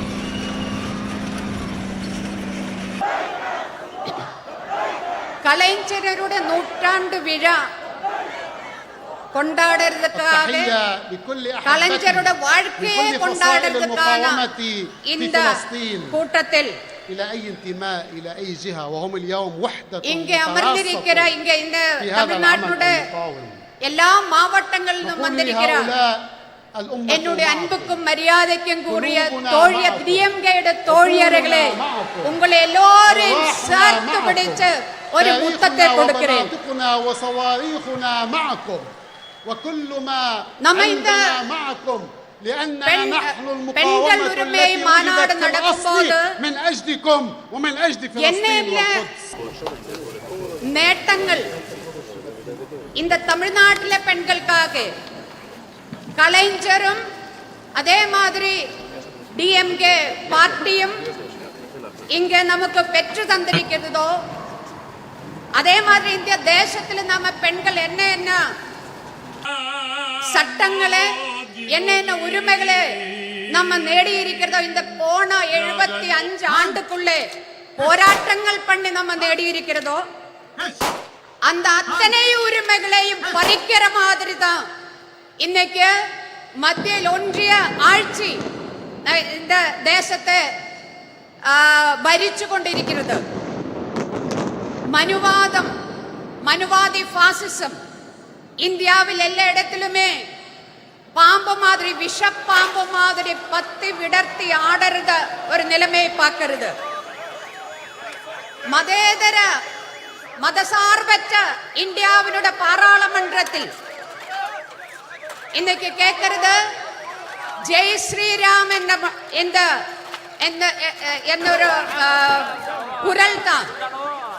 அதே மாதிரி செங்கோல் இன்னைக்கு இந்தியாவினுடைய பிரசிடென்ட், ஒரு பெண் பிரசிடென்ட், அவங்க தாழ்த்தப்பட்ட ஒடுக்கப்பட்ட கம்யூனிட்டியிலிருந்து வந்திருக்கிற பிரசிடென்ட், அந்த மாதிரி ஒரு பெண் பிரசிடென்ட் இருக்கும் போதும் இந்தியாவினுடைய பாராளுமன்றத்துக்கு வெளியே அவங்களை உட்கார வச்சு பாராளுமன்றத்துக்குள்ள செங்கோல் கொண்டு வைக்கிற ஆட்சி இன்னும் நரேந்திர மோடி 56 இன்ச் நெஞ்சளவுள்ள பிரதமர் உட்கார்ந்த இந்த தேசத்தை தொலைக்கிறதுக்காக உட்கார்ந்து இருக்கிற ஒரு கட்டத்தில் தான், ஒரு சந்தர்ப்பத்தில் தான் மகளிர் உரிமை மாநாடு கலைஞருடைய 100ஆண்டு விழாவை ஒட்டி இന്ന് நாம இங்க நடத்திட்டு இருக்கிறது. இந்த நாட்டில் நடக்கிற மரணங்கள், அது கூட்ட மரணங்களா இருந்தாலும் சரி, அது ஆற்றில் ஒழுகி நடக்கிற டெட் பாடிஸ் ஆயிருந்தாலும் சரி, மணிப்பூரிലെ മോർച്ചറിയിൽ 5 മാസത്തിലേറെയാ ഇരിക്കற അഴുകற ഡെഡ് ബോഡീസ് ആയിരുന്നാലും ശരി, അതൊന്നുമേ இந்த 56 இன்ச் நெஞ்சளவுள்ள பிரதமர் நரேந்திர மோடிக்கு கொஞ்சம் கூடி கவலை இல்லையா? ബലാത്സംഗം, പാലിയൽ ബലാത്കാരമാവട്ടെ, കൂട്ട പാലിയൽ ബലാത്കാരമാവട്ടെ, അതെല്ലാമേ ചാനൽ ചർച്ച, നമ്മ ஊடகங்களில் சர்ச்சை 2 நாள் 4 நாள், அதுக்கு பிறகு யாரையுமே அது கவலைப்படுத்தாத ஒரு செய்தியா மாறி இருக்கிற ஒரு சமயத்தில் தான் மகளிர் உரிமைக்கான மாநாடு நாம இங்க நடத்திட்டு இருக்கிறது. 2002 குஜராத் கலவரம், அந்த குஜராத் கலவரம் அது பிளான் பண்ணி டிசைன் பண்ணி நடப்பிலாக்கிய கலவரம் தான். ஆனா இந்த 2023 நம்ம இந்த மகளிர் மாநாடு நடக்கும்போது, உரிமை மாநாடு நடக்கிற இந்த டைமில் எங்க வேணாலும் எப்ப வேணாலும் நம்மளை மரணம் நம்மளை தேடி வர ஒரு நிலைமை, எங்க வேணாலும் எப்ப வேணாலும் பெண்கள் பாலியல் பலாத்காரத்துக்கு ஆளாகிற ஒரு நிலைமை, அந்த மாதிரி ஒரு நிலைமையில் தான் இன்னைக்கு நாம இருக்கிறது. ட்ரெயினில் பயணம் செய்யும்போது ومن هذه الساعة نعلن بأن كل استهداف لأبناء شعبنا الآمنين في بيوتهم دون سابق إنذار سنقابله آسفين بإعدام رهينة من رهائن العدو المدنيين لدينا، وسنبث ذلك مضطرين بالصوت والصورة. وإننا إذ نعلن عن هذا القرار لنحمل أمام العالم العدو الصهيوني وقيادته مسؤولية هذا القرار. நீங்க எல்லாரும் போய் அடிங்கோ அந்த குழந்தைய என்று சொல்லி குழந்தைகள் தயங்குறது, ஆனாலும் அவங்கள ஃபோர்ஸ் பண்ணி அந்த குழந்தைய அடிக்க வைக்கிறது, இது நம்ம கண் முன்னாடி பார்த்துட்டு இருக்கிறது. ஒரு சிறுமி, 8 வயசான சிறுமி கூட்ட பாலியல் பலாத்காரത്തിന് ഇരയായി அங்கிருந்து தப்பிச்சோடி பல வாதிலும் தட்டி விളിக்கிறது, முட்டறது, என்னை காப்பாற்றுங்கோ. ஆருமே வாதில் துறக்காம அதே அப்படியே ஆட்டி ஓடிக்கிறது, இதும் நம்ம கண் முன்னாடி நடக்கிறது. இந்த மாதிரி ஒரு நிலைமையில் ஏன் இது நடக்காம இருக்குவே? 2014 இந்தியில ஒன்றியத்தில் பிஜேபி தலைமையிலான ஆட்சி வந்ததிலிருந்து அதுக்கு முன்னாடியே பெண்களுக்கு எதிரான வன்கொடுமைகள் நடந்துட்டு இருந்தது. ஆனா 2014 இருந்து பார்த்தா அதனுடைய நம்பர் அது ரொம்ப அதிகமா போயிட்டு இருக்கிறது. நம்பர் அதிகமா போகிறது மட்டும் கிடையாது, அதனுடைய க்ரூரதா எவ்வளவு கொடூரமான விதத்தில் அந்த பெண்கள் அந்த மாதிரி பாலியல் பலாத்காரத்துக்கு ஆளாகிறது. இது மட்டுமல்ல, இந்த மாதிரி பாலியல் பலாத்காரத்துக்கு ஆளானா அது வந்து கேஸுக்கு போனா கோர்ட்டுக்கு போனா அங்க வந்து குத்தவாளிக்கு தண்டனை கிடைக்குது ரொம்ப ரொம்ப கம்மி. 100 கேஸ் எடுத்தா அதுல 5 கேஸில் கூடி குத்தவாளியை தண்டிக்கிறது கிடையாது. அது மட்டுமா ரொம்ப ரொம்ப இந்தியாவில் இருக்கிற பெண்கள் இன்னைக்கு போர் முகத்தில் நிற்கிற மாதிரி யுத்த சமானമായ ഒരു സാഹചര്യത്തിലൂടെ ഇന്ത്യയിലെ സ്ത്രീകൾ കടന്നു പോകുന്നു എന്ന് പറയുന്നതിന് പ്രധാനപ്പെട്ട 2 കാരണങ്ങൾ ഇരിക്കുന്നത്.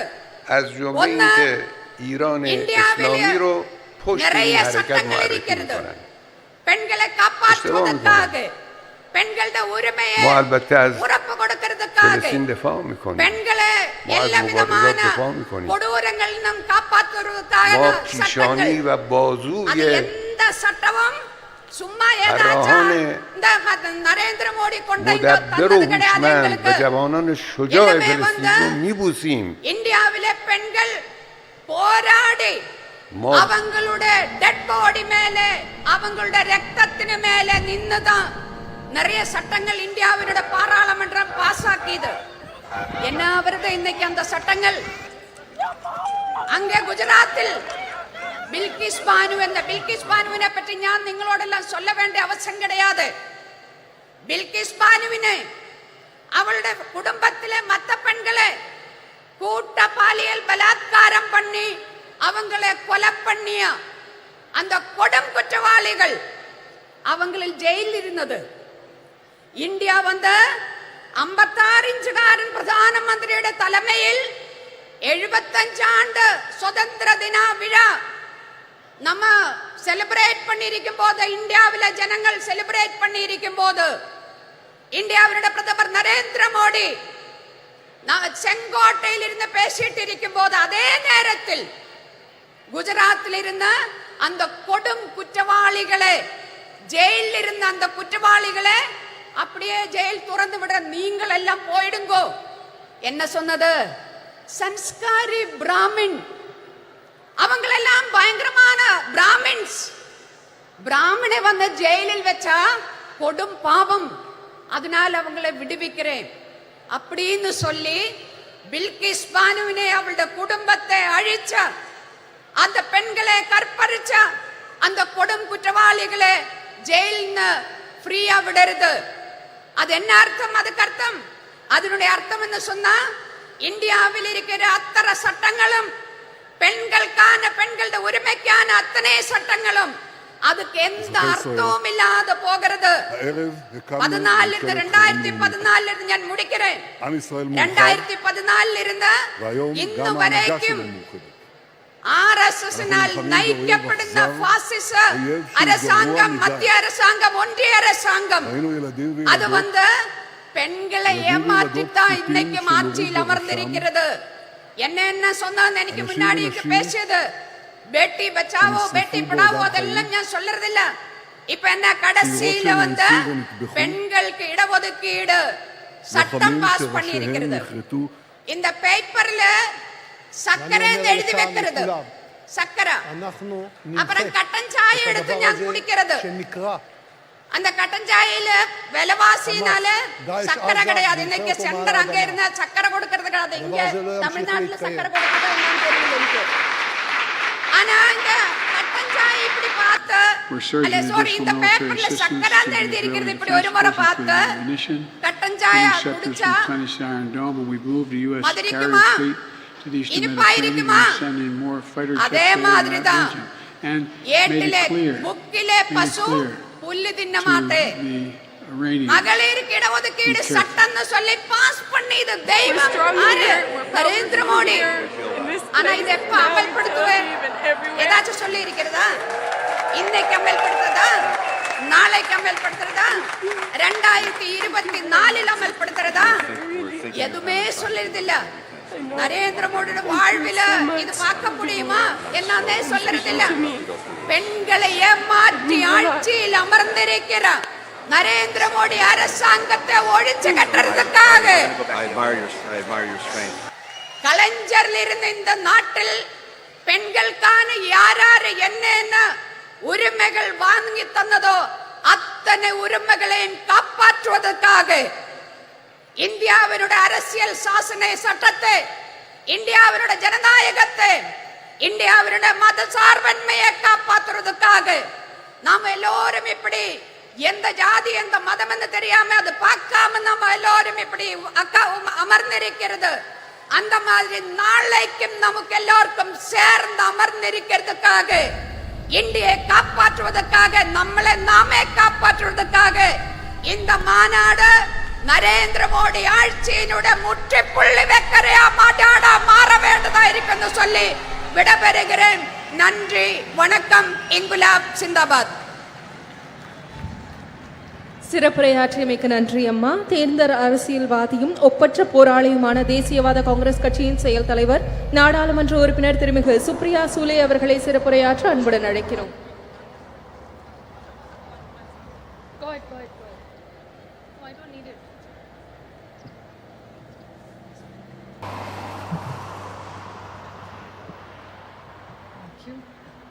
Vanakkam Chennai. Women's Rights Conference. Talapati MK Stalin Anna, Durga Anni, Mehbooba Mufti ji, Priyanka Gandhi ji, Dimple Yadav ji, Subhashini Ali ji, Annie Raja ji, Leshi Singh ji, Rakhi Bidlan, Sushmita Dev, Anupi Sadagiri Kanimoli, Helen Davidson, Namakkal Rani, all the honorable MPs, ministers, media, DMK leaders and policy makers.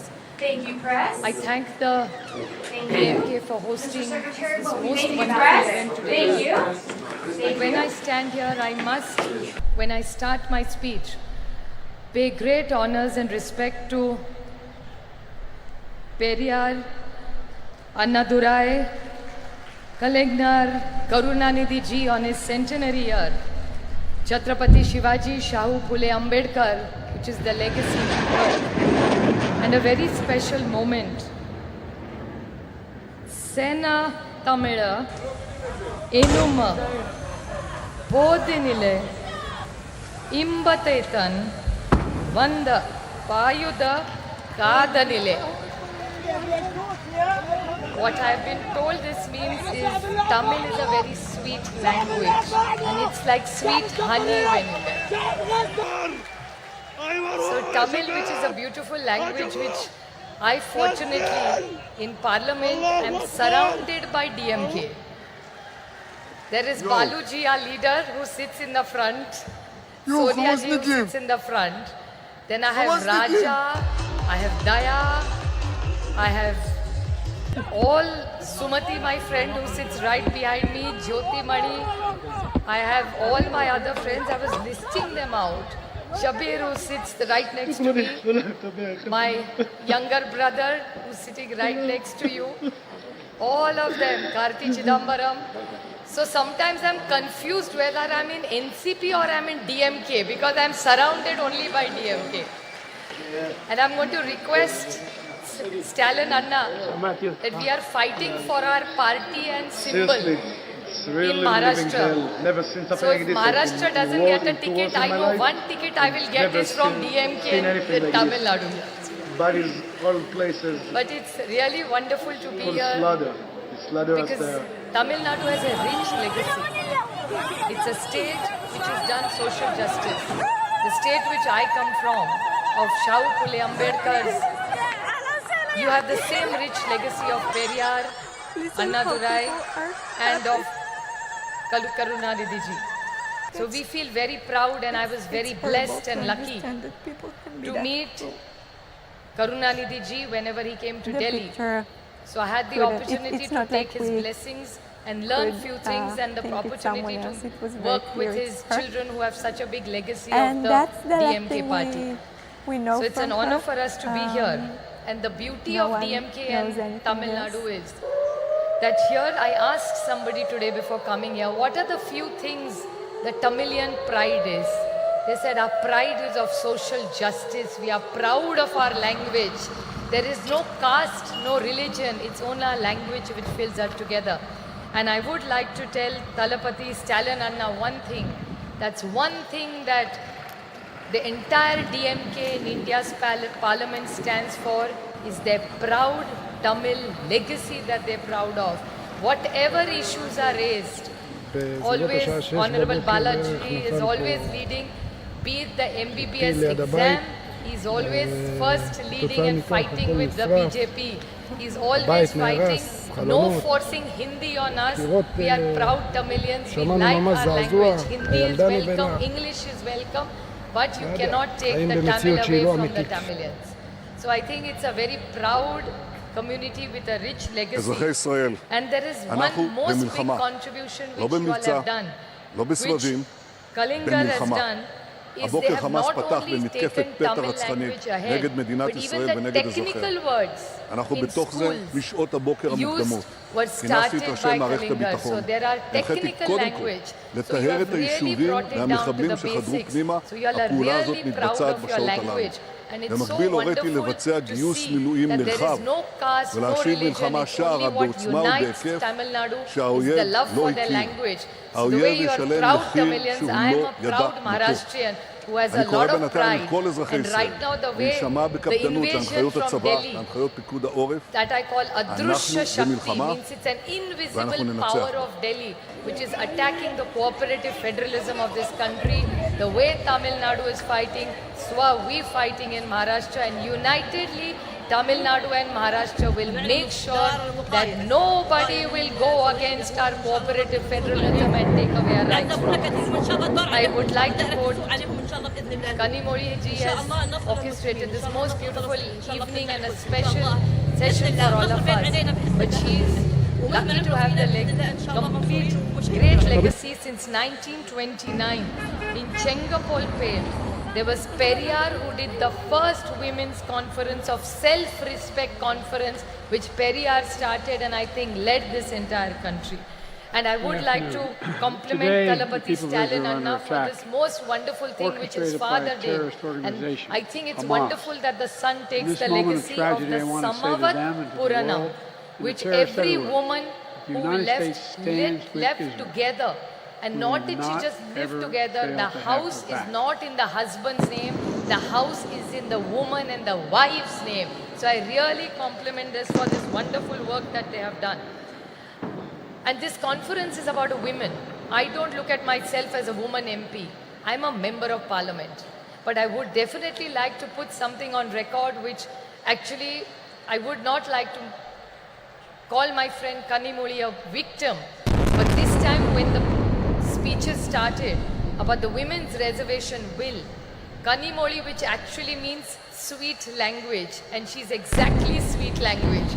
So when Kanimozhi stood up to give her speech in parliament, she stood up and the bullies of the Bharatiya Janata Party who claim they want to wish women, before Kanimozhi started her speech, started heckling her.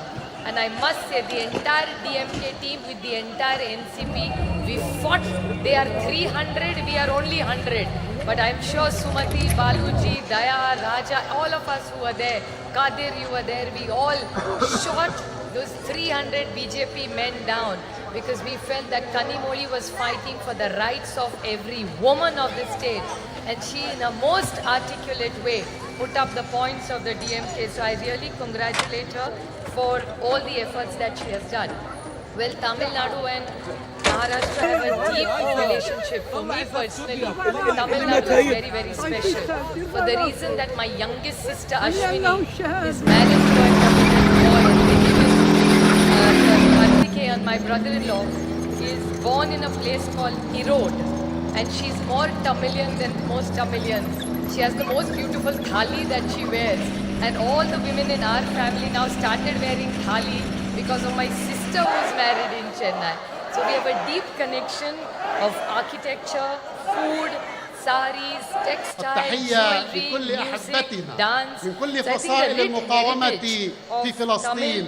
has come to Maharashtra and we feel إلى أي closer جهة to وهم Tamil اليوم Nadu وحدة because our daughter has been في هذا living العمل here and المقاوم. she's so well treated by نقول Tamilians. So لهؤلاء I'm eternally grateful الأمة for Tamil Nadu to accept my قلوبنا Maharashtrian معكم. daughter here and عقولنا teach her معكم. all the good things that the أرواحنا Tamilians and معكم. make her a richer and تاريخنا a nicer وبنادقنا person being here. It was وصواريخنا quite nice معكم. when she was with us, وكل but she's ما become a better person عندنا after she's معكم moved here. So لأننا we are نحن eternally المقاومة grateful to you for التي looking وجدت after في my الأصل sister. من And it's really أجلكم interesting ومن that how أجل فلسطين languages bring us والقدس. together. There are two common things between Maharashtra and Tamil. You have la, you have la, and you have la. We have only la and you have la. It's like Malai is mountain, Palli is school, and Kannimoli is sweet language. So it's la, la, and modi. So these are all interesting things that bring us all together. And we all who are on the dais today are committed to giving every woman her dignity, and that's why we are all here from various parts of the nation. We all work together, and the India project that has been started, we are committed to giving a fair and a just leadership and governance which India deserves. So we are committed, and I thank Thalapathy Stalinanda for all the efforts that he makes. He comes for every India meeting. The first leader to come to the meeting is Baluji and Anna. Most punctual, most eager. Sometimes people are talking in Hindi. They have no clue what is going on. But Anna and Baluji are very meticulously hearing the meeting. In the middle they will ask me, what are they saying? Then now we keep a translator for them. But they are so meticulously working, most punctual, most disciplined in every India meeting. So every time we meet Anna and Baluji, we always learn something from me. So I'm eternally grateful to the entire DMK team for putting up this most wonderful meeting and hosting us with so much love. Just a last note I would like to remain. When I see so many women, my most favorite thing in the world and the most favorite flower of mine is jasmine. And the Mallipu is most beautiful, which is Mallipu is the best quality Mallipu you get is in Chennai. And every time I come to Chennai, I take 2 kilos of Mallipu for my mother. It's the most precious gift that I can give my mother. And while I was walking when I came to meet Anni, I saw in the audience, I could smell this beautiful fragrance of happiness, joy and celebration. The whole power of this positive energy of the women of Chennai. I'm eternally grateful for us to be here together to celebrate life, to celebrate freedom, to celebrate joy. To bring it because I think women have a huge power behind it. It's not about genders. I think the great teamwork that we have done, like Kanimori always says in Parliament, don't put us on a pedestal and glorify us as women. We are gender equal, we are as equal as the men. We don't want glorification. We only want equal rights, which we have deserved. And I think with the legacy of Periyar, Anna, and Kalinga, I think Tamil Nadu leads the way to all of us for a better India. Thank you very much. ילדים כפותים சிறப்புரைக்கு மனமார்ந்த நன்றி. அரை நூற்றாண்டிற்கு மேலான பொது வாழ்வில் ஒடுக்கப்பட்ட மக்களின் உரிமை குரலாய் ஒலித்துக் கொண்டிருக்கும் முன்னாள் நாடாளுமன்ற உறுப்பினராகவும் மார்க்சிஸ்ட் கம்யூனிஸ்ட் கட்சியின் இந்நாள் பொலிட் பீரோ உறுப்பினராகவும் திகழும் திருமிகு சுபாஷினி அலி அவர்களை சிறப்புரையாற்ற அன்புடன் அழைக்கிறோம். תמיד מי זה החמאס. עכשיו כל העולם יודע. חמאס זה דאעש. ונכריע אותו בדיוק כפי שהעולם הנאור הכריע את דאעש. האויב הנאלח הזה רצה מלחמה, הוא יקבל מלחמה. ومن هذه الساعة نعلن بأن كل استهداف لأبناء شعبنا الآمنين في بيوتهم دون سابق إنذار سنقابله آسفين بإعدام رهينة من رهائن العدو المدنيين لدينا، وسنبث ذلك مضطرين بالصوت والصورة. وإننا إذ نعلن عن هذا القرار لنحمل أمام العالم العدو الصهيوني وقيادته مسؤولية هذا القرار. Sayogi Sahodar, all my Annas and all my Akkas. Neriya Akka, Neriya Anna. I am very proud to be here today on a very, very important occasion. Of course, today we are here to remember Kalanyar M. Karunanidhi. But today is a very important day in the history of our country. 14th October is the day most of them were that students, Dr. Baba Sahib Ambedkar, small to families, escape the 2 tyranny children, 1 children, of the or caste students. system and Average Manusmriti, ages converted are to 18 Buddhism. to 25. Today is the day of his And conversion. this neighborhood was So I brutally think attacked that it's a very appropriate slaughtered. occasion for this meeting. RPG were shot. Today They we are burned honoring the life everything and struggles and, of Sri make sure that, Karunanidhi, no one gets out who was a of here alive. crusader for social and cultural You change can see the before he brutality and even entered the arena for of yourself. electoral politics. And even before independence, Tamil Nadu was home to the self-respect movement, to the Justice Party, which in those days challenged the unjust Varnashram Dharma system based on Manusmriti. And Periyar, of course, the great Periyar, was the leader of that movement. But while he spoke about social justice, Periyar never forgot to speak about women. He talked about the slavery of women, and he demanded that women should get equality, not only in property, but also inside the home and inside society also. And that was the struggle started in Tamil Nadu. Periyar was the leader of that struggle, and I'm very proud to say that Comrade Ramurthy, Comrade P. Ramurthy was also one of the leaders of that struggle.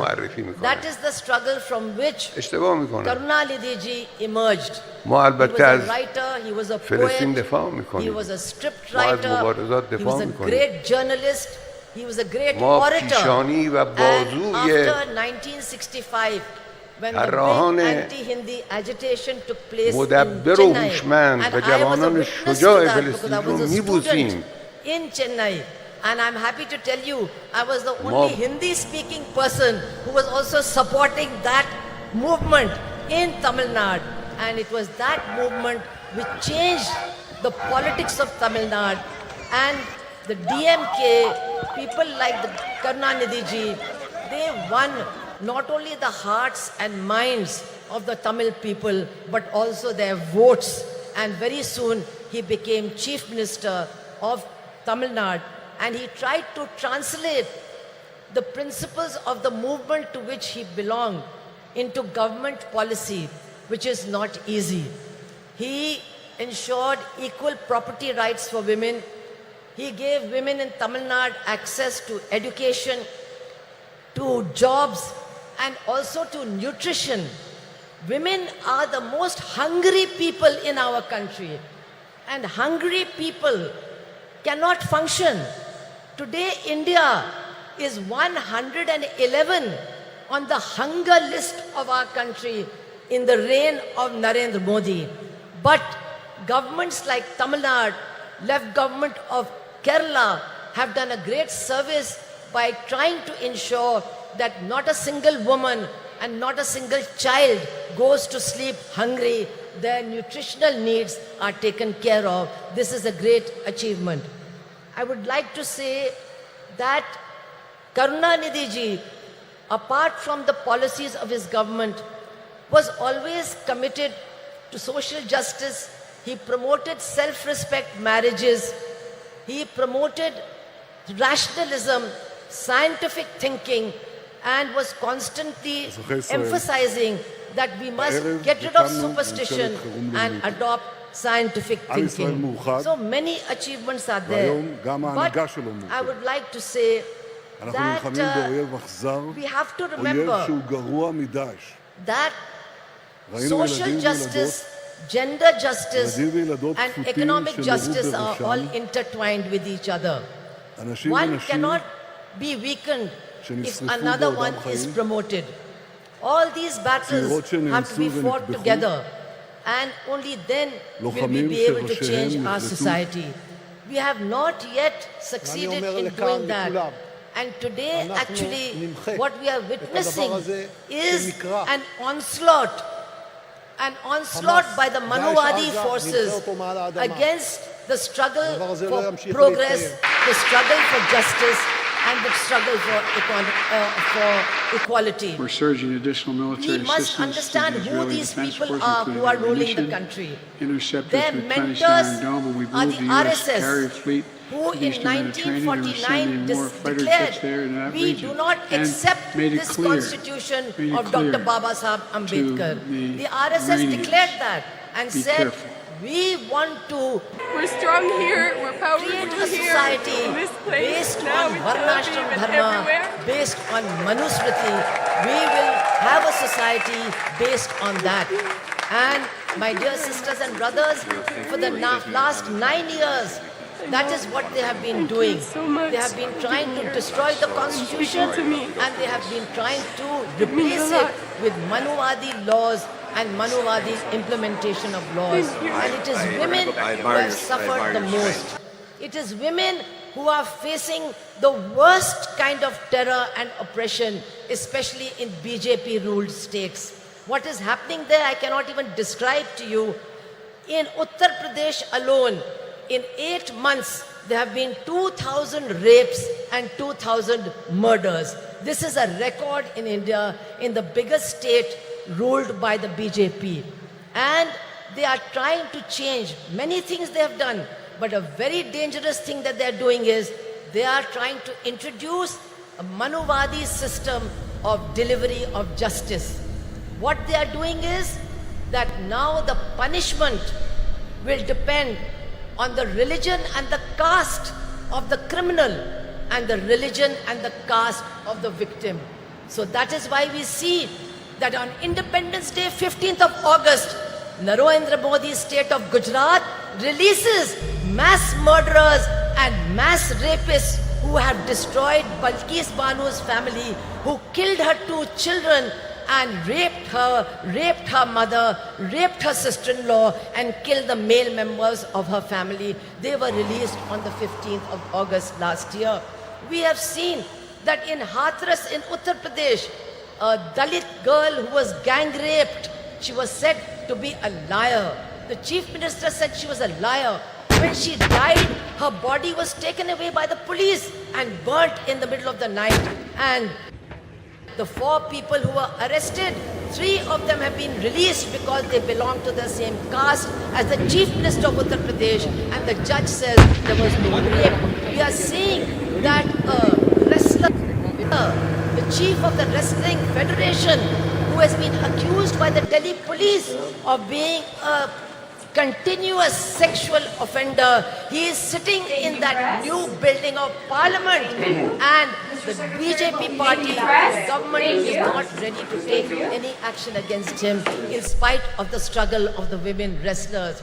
We are seeing that after what happened in Manipur, which we have never seen in our country, that women were handed over by the police to a mob. They were stripped, they were gang raped, and our Chief Minister of Manipur and the Prime Minister of India, who are running a double-engine government, they did not have one word to say about the women and their suffering. And now after 5 months, those women are still crying for justice. Nobody is there to listen to them. This is what is happening in our country as far as women are concerned. And now, to try and get the women's votes, what does the BJP do? They pass the Women's Reservation Bill. It is now an act. But how do they pass it? Just like they give free gas cylinders. They give you 3 free gas cylinders and then they say, now you go and buy one for 1,200 rupees. This is how they implement their policies. So, Women's Reservation Act has come. But when will it be implemented? Nobody knows. Teriyada. Araka teriyada. Nobody knows. When is this Women's Reservation Act going to come? 24? Illa. 29? Illa. After that, no. I want to tell you, brothers and sisters of Tamil Nadu, to get the Women's Reservation Act implemented, you have to throw out this BJP government, otherwise it will never be implemented. And now, Seriously, I want to really say in the living end hell. Never seen that something like change this. is coming. There is no doubt about it, Never change is seen- coming. seen anything We can like this. feel the winds of Bodies, change. all places. And once again, For the slaughter. not the BJP Slaughter. agenda, but the agenda of social justice, economic justice, gender justice, they are emerging to occupy center stage in this battle against the BJP. And here, the alternative policies of the left front government in Kerala, the strong Dravidian movement of Tamil Nadu, they are giving strength and inspiration to this movement so that we can all combine and defeat the BJP. I would only like to appeal to all my women, sisters over here, all the women over here, that yes, we are struggling for social justice, but we must remember, we must insist that social justice is not complete without gender justice, without justice for women. Social justice cannot be complete without economic justice, without justice for the poor and for the exploited workers and peasants of this country. The whole battle has to be fought together. Only then can we change the face of India. And definitely, Karunanidhi ji's memories will inspire us in this struggle. I want to end by saying, many of you remember that Karunanidhi ji was not only a poet and an administrator, he was also a great journalist. How can you forget his fiery articles in Murasoli, which created a storm in the state of Tamil Nadu? He was a great journalist. If he had been alive today, he would be very sad. He would be very sad to see that India is going to the bottom as far as press freedom is concerned. He would have been sad, but he would have been leading the struggle against what is happening to journalists and journalism in our country. He would have led the... I think Sonia ji has come. You can all welcome her and then לטהר I'll את היישובים מהמחבלים שחדרו פנימה. הפעולה הזאת מתבצעת בשעות הללו. במקביל הוריתי לבצע גיוס מילואים נרחב ולהשיב מלחמה שערה בעוצמה ובהיקף שהאויב לא הכיר. האויב ישלם מחיר שהוא לא ידע מותו. אני קורא בינתיים לכל אזרחי ישראל להישמע בקפדנות להנחיות הצבא, להנחיות פיקוד העורף. אנחנו במלחמה ואנחנו ננצח בה. So as I said, I am going to conclude by remembering Karunanidhi ji as a journalist, his articles in Murasoli, and today he would have been very sad to see the lack of freedom of the press, to see the condition of the media, and to see the way in which media persons are being attacked. But I'm sure that if he was alive today, Karunanidhi ji would be leading the battle for those of our journalists who have been killed, who have been wounded, and for our friends of NewsClick who are being arrested on completely false charges. Karunanidhi ji would have been leading this battle. And so I would like to end by saying that in our struggles for a different future, for a future of equality and social justice and gender justice, we are certainly getting inspiration from Karunanidhi ji. His memory is inspiring us to struggle, and his memory will inspire us to win. Thank you all very much. Inqilab Zindabad. Thank you, ma'am. மகளிர் உரிமை மாநாட்டிற்கு வருகை தந்துள்ள காங்கிரஸ் மூத்த தலைவர் திருமிகு அன்னை சோனியா காந்தி அவர்களை வருக வருக என உங்களின் பலத்த கரகோஷங்களுடன் மீண்டும் ஒரு முறை அன்புடன் வரவேற்கிறோம். மாண்புமிகு தமிழ்நாடு முதலமைச்சர் அவர்கள் அன்னை சோனியா காந்தி அவர்களுக்கு நினைவு பரிசு வழங்கி சிறப்பிப்பார்கள். அன்னை Sonia Gandhi will be honored by the Honorable Chief Minister of Tamil Nadu.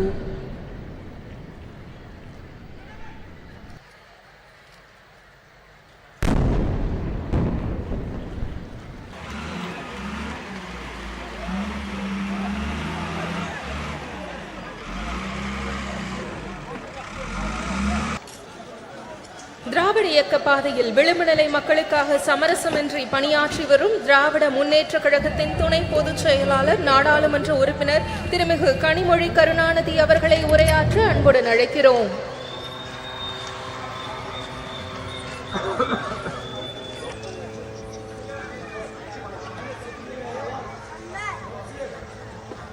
சகோதரர்களே, சகோதரிகளே என்று அழைத்தால் அதில் கூட பாகுபாடு வந்துவிடும் என்று உடன்பிறப்பே என்ற ஒற்றை சொல்லால்,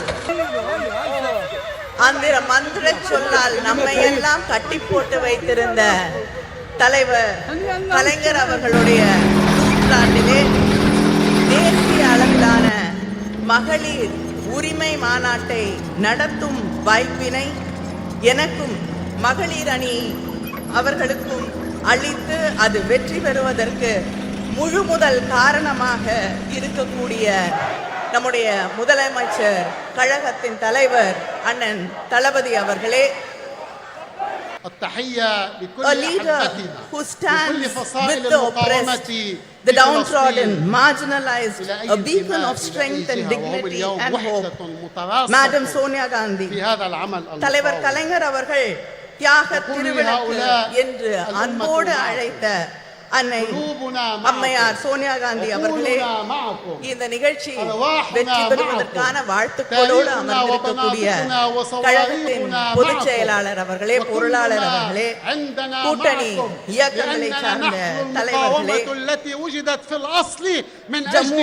ஜம்மு காஷ்மீருடைய முன்னாள் முதலமைச்சர் மரியாதைக்கும் அன்பிற்கும் உரிய அம்மையார் மெஹபூபா முஃப்தி அவர்களே, முதலாக தமிழ்நாட்டு மேடையிலே தமிழ் மக்களோடு உரையாட வந்திருக்கக்கூடிய அடித்து தட்டு மக்களுடைய தோழி பிரியங்கா காந்தி அவர்களே,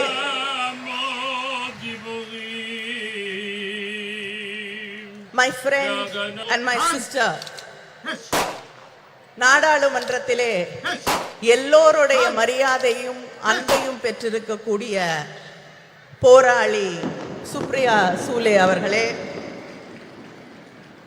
சமூக மாற்றம், பொருளாதார நீதி இவற்றுக்காக தன் வாழ்நாளெல்லாம் சுழன்று பணியாற்றக்கூடிய தோழியர் சுபாஷினி அலி அவர்களே, தோழியர் ஆனி ராஜா அவர்களே, சமூக நீதிக்காக தன் வாழ்நாளெல்லாம் பாடுபட்ட முலாயம் சிங் அவர்களுடைய குடும்பத்தைச் சேர்ந்த டிம்பிள் யாதவ் அவர்களே, சாதிவாரி கணக்கெடுப்பில் புரட்சி செய்திருக்கக்கூடிய முதலமைச்சர் நிதிஷ்குமார் அவர்களின் கட்சியின் அமைச்சர் லேஷி சிங் அவர்களே, டெல்லி சட்டமன்றத்தின் துணை சபாநாயகர் ராக்கி பிட்லன் அவர்களே, திரிணாமுல் காங்கிரஸிலிருந்து வந்து ஆணித்தரமாக அழுத்தமாக உரையாற்றி அமர்ந்திருக்கக்கூடிய சுஷ்மிதா தேவ் அவர்களே, மகளிர் அணியுடைய செயலாளர் ஹெலன் டேவிட்சன் அவர்களே, தொண்டரணியின் செயலாளர் நாமக்கல் ராணி அவர்களே,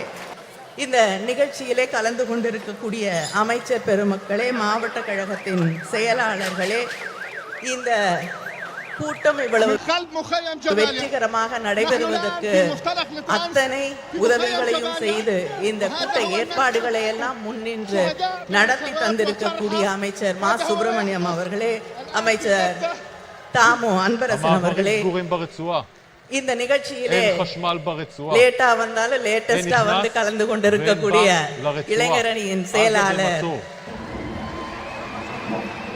உதயநிதி அவர்களே, அவர் உள்ளிட்ட அணி செயலாளர்களே, நாடாளுமன்ற உறுப்பினர்களே, சட்டமன்ற உறுப்பினர்களே, திராவிட முன்னேற்ற கழகத்தின் முன்னணி செயல் வீரர்களே, உங்கள் அத்தனை பேருக்கும் என்னுடைய நன்றியை வணக்கத்தை தெரிவித்துக் கொள்கிறேன். ஒரு மெழுகுவர்த்தியை ஏற்றினால் 1000 விளக்குகளை ஏற்ற முடியும். அறிவொளி பெற்ற ஒரு பெண்ணாலும் அத்தகைய ஒளியை உருவாக்க முடியும் என்று சொன்னவர் தலைவர் கலைஞர் அவர்கள். அப்படி அறிவொளி பெற்ற தீபங்களாக இந்த நிகழ்ச்சியிலே கலந்து கொண்டிருக்கக்கூடிய எங்கள் மகளிர் அணியின் சகோதரிகள் அத்தனை பேருக்கும் என்னுடைய வாழ்த்தை வரவேற்பை நன்றியை தெரிவித்துக் கொள்கிறேன். மகளிர் மாநாடுகள் என்பது மகளிர் உரிமை மாநாடுகள் என்பது நம்முடைய திராவிட இயக்கத்திலே 100 ஆண்டு வரலாற்றை கொண்டிருக்கக்கூடிய ஒன்று. தந்தை பெரியார் அவர்கள் நடத்திய மாநாட்டிலே கண்ட கனவுகள் தான் தலைவர் கலைஞரின் ஆட்சி காலத்திலே பெண்களின் கல்வியாக, பொருளாதார முன்னேற்றமாக, வேலை வாய்ப்பாக, அரசு பணிகளிலே வாய்ப்புகளாக மாறி பெண்களுடைய வாழ்க்கையே மாற்றி காட்டக்கூடிய இருக்கக்கூடிய சாதனைகளாக மிளிர்ந்தது. அதுபோல இந்த சமூகத்திலே பேசக்கூடியவர்கள் எல்லோரும் ஒன்றை குறிப்பிட்டு சொல்லுவார்கள், ஒரு பெண்ணுக்கு ஆண் தான் பாதுகாப்பு. بإعدام رهينة من رهائن العدو المدنيين لدينا وسنبث ذلك مضطرين بالصوت والصورة وإننا إذ نعلن عن هذا القرار لنحمل أمام العالم العدو الصهيوني وقيادته مسؤولية هذا القرار. தலைவர் கலைஞர் அவர்களின் ஆட்சியாக இன்று நம்முடைய அண்ணன் தளபதி அவர்களுடைய அரசு தொடர்ந்து பெண்களுக்கான வாய்ப்புகளை, பெண்களை பேணி காக்கக்கூடிய ஒரு ஆட்சியாக இன்று மிளிர்ந்து கொண்டிருக்கிறது. ஆட்சி பொறுப்பேற்றுக் கொண்ட அதே நாளிலே பெண்களுக்கான இலவச பயணம், பேருந்து பயணத்தை விடியல் பயணமாக அறிவித்து யாரும் பெண் வீட்டை விட்டு வெளியில போக கூடாதுன்னு சொல்ல முடியாத ஒரு நிலையை உருவாக்கி காட்டியவர் நம்முடைய முதலமைச்சர் அவர்கள். அதே போல கல்விக்காக பெண் படிக்க வேண்டும் என்ற ஒரு கனவோடு இருக்கக்கூடிய பெண்ணின் கனவை எதுவுமே சிதைத்து விடக் கூடாது என்பதற்காக நீ எவ்வளவு படித்தாலும் உன்னோடு ஒரு அண்ணனாக, தந்தையாக நான் நிற்கிறேன் என்று அவள் படித்து முடிக்கும் வரை 1000 ரூபாய் வழங்கக்கூடிய ஆட்சி திராவிட முன்னேற்ற கழக ஆட்சி, நம்முடைய அண்ணன் தளபதி அவர்களுடைய ஆட்சி. அதே போல வீட்டிலே இருக்கக்கூடிய சகோதரிகளை பத்தி யாராவது கேட்டா வீட்டுல என்ன பண்றாங்கன்னு கேட்டா சொல்லுவாங்க சும்மா இருக்காங்கன்னு. யாராவது சும்மா இருக்கீங்களா? இல்ல. எல்லாரும் எழுந்துக்கிறதுக்கு முன்னாடி எழுந்து அந்த வேலையெல்லாம் நான் சொல்லி முடிச்சேன்னா 10 நிமிஷம் ஆயிரும். பெருக்கி, சமைச்சு, துணி துவைச்சு என்று ஓடிக்கொண்டே இருந்து எல்லோரும் தூங்கிய பிறகு உறங்க செல்லக்கூடிய உழைப்பின் சிகரங்களாக இருக்கக்கூடிய உங்களுக்காக உங்கள் உழைப்பை நான் மதிக்கிறேன், நான் ஏற்றுக்கொள்கிறேன், கொண்டாடுகிறேன் என்று சொல்லக்கூடிய வகையிலே கலைஞர் உரிமை தொகை, உதவித்தொகை இல்லை என்று சொல்லி உரிமை தொகை என்று சொன்னவர் நம்முடைய முதலமைச்சர் அண்ணன் தளபதி அவர்கள். இதுதான் திராவிட மாடல் ஆட்சி. இந்த ஆட்சியிலே தான் இங்கே வந்திருக்கக்கூடிய சகோதரிகளிலே தமிழ்நாட்டிலே 11 பெண் மேயர்கள் இருக்கிறார்கள். இங்க இருக்காங்க 11 பெண் மேயர்கள் இருக்கக்கூடிய மாநிலம் தமிழ்நாடு. இப்படிப்பட்ட வாய்ப்புகளை எல்லாம் உருவாக்கி தந்து கொண்டிருக்கக்கூடியவர்கள் நாம். ஆனால் ஒன்றிய அரசாங்கத்திலே நம்முடைய பிரதமர் இருக்கிறார்.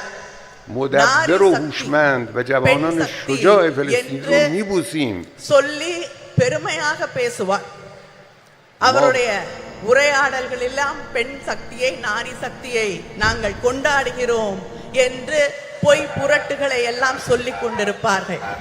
இங்கே பேசியவர்கள் எல்லாம் குறிப்பிட்டு சொன்னது போல ஒரு மகளிருக்கான மசோதாவை கொண்டு வந்தார்கள்.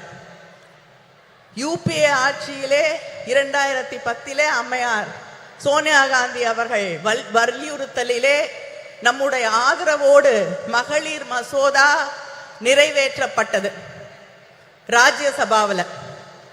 அதுக்கு எந்த கண்டிஷனும் கிடையாது. இதெல்லாம் இருந்தாதான் அதை நடைமுறைக்கு கொண்டு வருவோம் என்ற நிலை இல்லை. ஆனால் பிஜேபி மார்த்தட்டி கொள்கிறார்களே, நாங்க மகளிர் மசோதாவை கொண்டு வந்து விட்டோம் என்று. அந்த மகளிர் மசோதா இப்ப இல்ல, 10 ஆண்டுகள் 20 ஆண்டுகள் 50 ஆண்டுகள் ஆனால் கூட அந்த மகளிர் மசோதா நடைமுறைக்கு வர முடியாத ஒரு மசோதாவை அவர்கள் கொண்டு வந்து தேர்தலுக்காக பெண்களை ஏமாற்ற துடித்துக் கொண்டிருக்கிறார்கள். இந்த ஆட்சியில ஒன்றியத்திலே இருக்கக்கூடிய பிஜேபி ஆட்சியிலே எந்த பெண்ணுக்காவது பாதுகாப்பு இருக்கிறதா என்று நீங்கள் சிந்தித்து பார்க்க வேண்டும். மணிப்பூர் பற்றி எரிந்து கொண்டிருக்கிறது. 50,000 பேருக்கு மேல் தன் வீடுகளை விட்டு நூற்றுக்கணக்கான முகாம்களிலே வாழ்ந்து கொண்டிருக்கிறார்கள். நானும் சுஷ்மிதா தேவ் அவர்களும் அந்த முகாம்களை சென்று பார்த்த பொழுது அங்கே பெரும்பாலும் பெண்களும் குழந்தைகளும் வாழ முடியாத நிலையிலே சொல்லுனா துயரோடு வாழ்ந்து கொண்டிருக்கிறார்கள். அவர்கள் இன்று வரை மாதக்கணக்கிற்கு பிறகும் இன்றும் வீட்டிற்கு போக முடியாத நிலை. இதே பிஜேபி குஜராத்திலே செய்த அட்டூழியங்களை அநியாயங்களை பெண்கள் எந்த அளவிற்கு பாதிக்கப்பட்டார்கள் என்பதை நாம் இன்று வரை மறந்து விட முடியாது. மத கலவரங்கள், காழ்ப்புணர்வு அரசியல், வெறுப்பு அரசியல் என்று வரும் பொழுது மிகப்பெரிய அளவிலே பாதிக்கப்படுவது பெண்கள் தான் என்பதை இங்கே இருக்கக்கூடிய சகோதரிகள் உணர்ந்து கொள்ள வேண்டும். மணிப்பூரிலே இந்த நிலை, இந்த நாட்டின் முதல் குடிமகள் என்று சொல்லக்கூடிய குடியரசுத் தலைவர் அவங்க இல்லாம அவங்களை அழைக்க கூடாது என்ற அந்த நிலைப்பாட்டோடு பெண், ஒடுக்கப்பட்ட சமூகத்தை சேர்ந்த ஒரு பெண் என்ற ஒரே காரணத்திற்காக அந்த அம்மையார் கோயிலுக்குள்ள போக முடியாது, பாராளுமன்றத்திற்கு வர முடியாது என்று அவமானப்படுத்தப்படக்கூடிய ஒரு நிலை இந்த நாட்டிலே முதல் குடிமகளுக்கு நடந்து கொண்டிருக்கிறது என்பதை நாம் மறந்துவிட முடியாது. அதே போல பக்கத்திலே பாண்டிச்சேரியில பிஜேபி கூட்டணியிலே இருக்கக்கூடிய ஒரு அரசாங்கத்திலே ஒரு அமைச்சர், பெண் அமைச்சர் ராஜினாமா கடிதம் கொடுக்க வேண்டிய நிலைக்கு தள்ளப்பட்டிருக்கிறார். அந்த ராஜினாமா கடிதத்திலே அவர் குறிப்பிட்டு சொல்லுகிறார், நான் ஒரு பெண், ஒரு தலித் என்பதால் இன்று இந்த நிலைக்கு ஆளாக்கப்பட்டிருக்கிறேன், ராஜினாமா செய்ய வற்புறுத்தப்பட்டிருக்கிறேன், எனக்கு வேறு வழி இல்லை என்று ஒரு அமைச்சர் சொல்லக்கூடிய நிலை. அதே போல டெல்லியிலே விளையாட்டு வீராங்கனைகள் தங்களுடைய நியாயத்திற்காக மாதக்கணக்கிலே போராடினார்கள். இந்த ஆட்சியிலே அவர்களுக்கு நியாயம் கிடைத்ததா? இல்லை. இப்படி யாருக்குமே, அது குடியரசுத் தலைவராக இருக்கட்டும், வீராங்கனைகளாக இருக்கட்டும், அமைச்சர்களாக இருக்கட்டும், சாதாரண சாமானிய வீட்டு பெண்களாக இருக்கட்டும், யாருக்குமே பாதுகாப்பில்லை, நியாயம் இல்லை என்று இருக்கக்கூடிய ஒரு நிலையைத்தான் மத்தியிலே ஒன்றியத்திலே இருக்கக்கூடிய பிஜேபி ஆட்சி உருவாக்கி தந்திருக்கிறது. இந்த நிலை இந்த நாட்டிலே நீடிக்க வேண்டுமா? நீடித்தால் பெண்களுக்கு பாதுகாப்பு இருக்கிறதா என்பதை நீங்கள் சிந்தித்து பார்க்க வேண்டும். வேலை வாய்ப்பு, நம்முடைய ஆட்சி தமிழ்நாட்டில் இன்னைக்கு இந்தியாவிலே அதிகமாக பெண்கள் வேலைக்கு போகக்கூடிய பெண்கள் இருக்கக்கூடிய 43% பெண்கள் வேலைக்கு போகக்கூடிய வாய்ப்பை பெற்றிருக்கக்கூடிய மாநிலமாக நாம் பெருமையாக பேசக்கூடிய நிலை இருக்கிறது. ஆனால் இந்த நாட்டிலே பிஜேபி ஆட்சியில் முதல்ல 2016-17 15% பெண்கள் வேலைக்கு போகக்கூடிய வாய்ப்பு இருந்தது. ஆனால் இன்று அது 8% இந்த பிஜேபி ஆட்சியிலே அது குறைந்திருக்கிறது. கல்வி இல்லை, எதிர்காலம் இல்லை, பாதுகாப்பு இல்லை என்ற நிலையைத்தான் இவர்கள் இந்த நாட்டிலே இருக்கக்கூடிய பெண்களுக்காக உருவாக்கி தந்திருக்கிறார்கள் என்பதை நாம் புரிந்து கொள்ள வேண்டும். சரிசமமாக தேர்தல் களத்திலே வாக்களிக்க கூடியவர்களாக பெண்கள் இருக்கிறார்கள். 50% வாக்குகள் பெண்களிடமிருந்து வருகிறது. ஆனால் அங்க இருக்கக்கூடிய பாலிசி டிசிஷன் எதிலும் பெண்களுடைய கருத்துக்கள் கேட்கப்படுவதில்லை. பெண்களுக்கு இடம் இல்லை, பெண்கள் ஒதுக்கப்படுகிறார்கள் என்ற அந்த நிலைதான் நீடித்துக் கொண்டிருக்கிறது. நாங்கள் யாசகம் கேட்கவில்லை, எங்கள் உரிமைகளுக்காக போராடுகிறோம் என்று இந்த நாட்டிலே இருக்கக்கூடிய பெண்கள் நிமிர்ந்து நின்று போராட வேண்டிய அந்த கட்டத்திலே நாம் நின்று கொண்டிருக்கிறோம் என்பதை மறந்துவிடக் கூடாது. Politics should be determined, defined and decided with opinions, concerns and aspirations of women. Without that, there should be no politics, no policy making, and no governance without listening to what we want to say.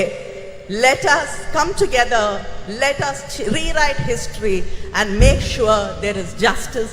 Justice just not for the women of this country, but justice for everybody, every human being in this country. Thank you.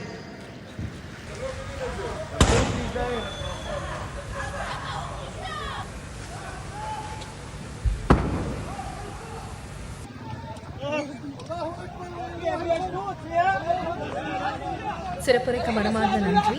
இந்தியாவின் எந்த மூலையில் அநீதி இழைக்கப்பட்டாலும் அதற்கு எதிராக குரல் கொடுப்பவர், ஒடுக்கப்பட்ட மக்களின் உரிமைகள் பறிக்கப்படும் போது களத்தில் நின்று போராடுபவர், இந்திய தேசிய காங்கிரஸ் கட்சியின் பொதுச் செயலாளர் திருமிகு பிரியங்கா காந்தி வத்ரா அவர்களை சிறப்புரையாற்ற அன்புடன் அழைக்கிறோம். முதன்முறையாக தமிழ்நாட்டின் மேடையில் திருமிகு பிரியங்கா காந்தி வத்ரா அவர்கள்.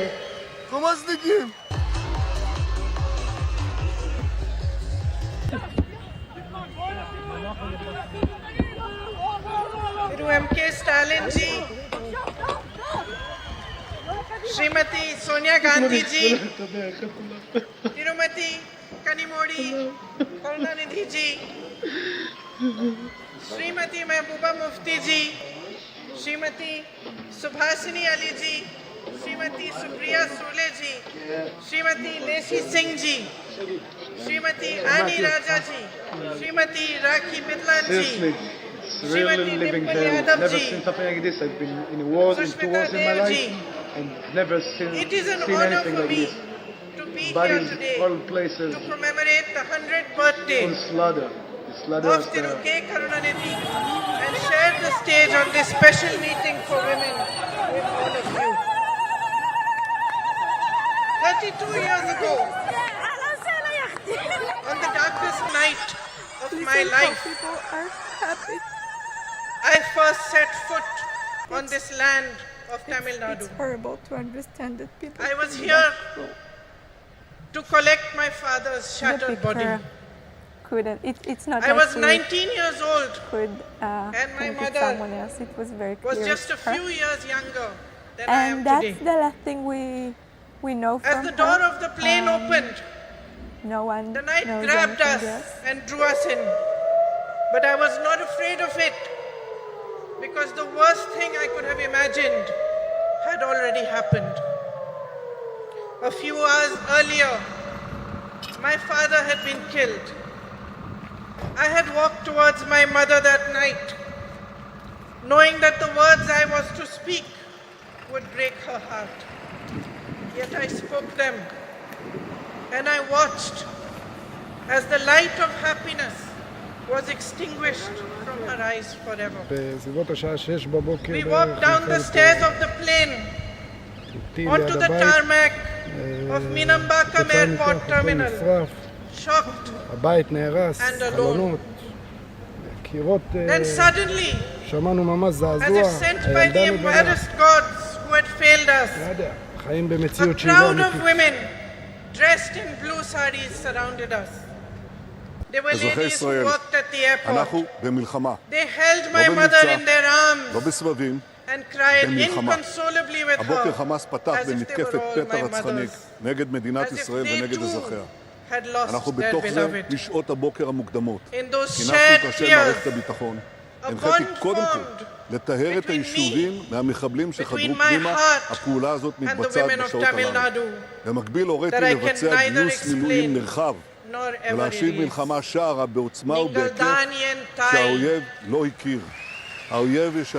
Ningal Danian Sahodari. אני קורא בינתיים לכל אזרחי ישראל להישמע בקפדנות להנחיות הצבא, להנחיות פיקוד העורף. אנחנו במלחמה ואנחנו ננצח בה. நான் பெருமையாக கருதுகிறேன். இன்று நான் நம் மண்ணை வரை பற்றி பேசப் போகிறேன். இந்திய நாட்டின் பெண்களை பற்றி பேசப் போகிறேன். I am here to remind you that we are the strength of this proud and beautiful nation, which is our motherland. My sisters, no matter how rich we are or how poor we are, no matter whether we live in big cities, small towns or villages, no matter how well educated we are or how much lack of opportunity we have faced, we are the bedrock upon which our families and our societies are built brick by brick. We are the ones that carry the weight of our society on our shoulders. We do this with grace and courage. We do it with tenacity and strength of will, and our capacity to absorb pain and suffering is immense.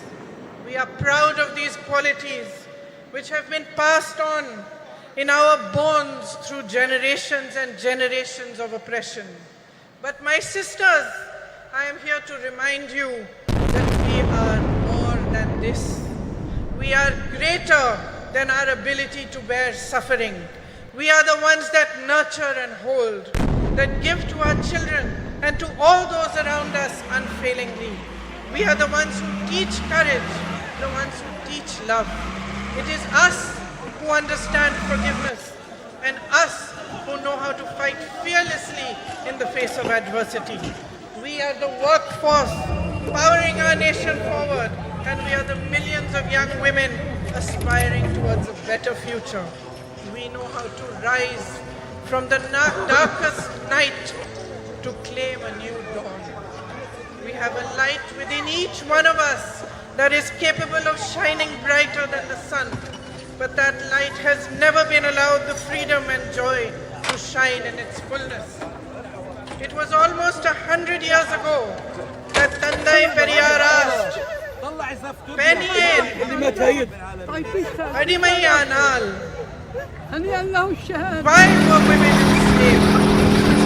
Then he answered this question in a series of revolutionary essays in which he wrote about the economic and social enslavement of women. It was he who laid the foundation for the empowerment of women in Tamil Nadu, which Thiru Annadurai and Thiru Karunanidhi carried forward. My sisters, this empowered you, the women of Tamil Nadu, to show the way of emancipation and progress to the rest of India. Yet across our nation, beneath the surface of progress, we are still struggling with the harsh reality of an entrenched patriarchy that ensures the systemic oppression of women. In fact, almost a century after Gandhi Priyanka Gandhi was published, that same question looms large before us. لأننا نحن المقاومة التي وجدت في الأصل من أجلكم ومن أجل فلسطين. And although I do not have the stature nor the experience and the wisdom of Gandhi Periyar, my answer is this. I am a woman. We have been taught generation after generation after generation to cede our power to others. We have been taught to talk softly. We have been taught to step aside, to be ashamed of honoring our essence, to take care of everyone else before we show compassion towards ourselves. And unfortunately, my sisters, we have learned these lessons only too well. So well that we have continued to pass them down. We have learned to define ourselves through the eyes of the hierarchy that was instilled in us. And by doing so, we have allowed and enabled our own oppression. We ourselves have forgotten that the root of discrimination of any kind, whether it is based on color, creed, caste, or gender, is an inability to honor the truth that equality and personal dignity are neither a privilege nor a gift, but a natural endowment of life.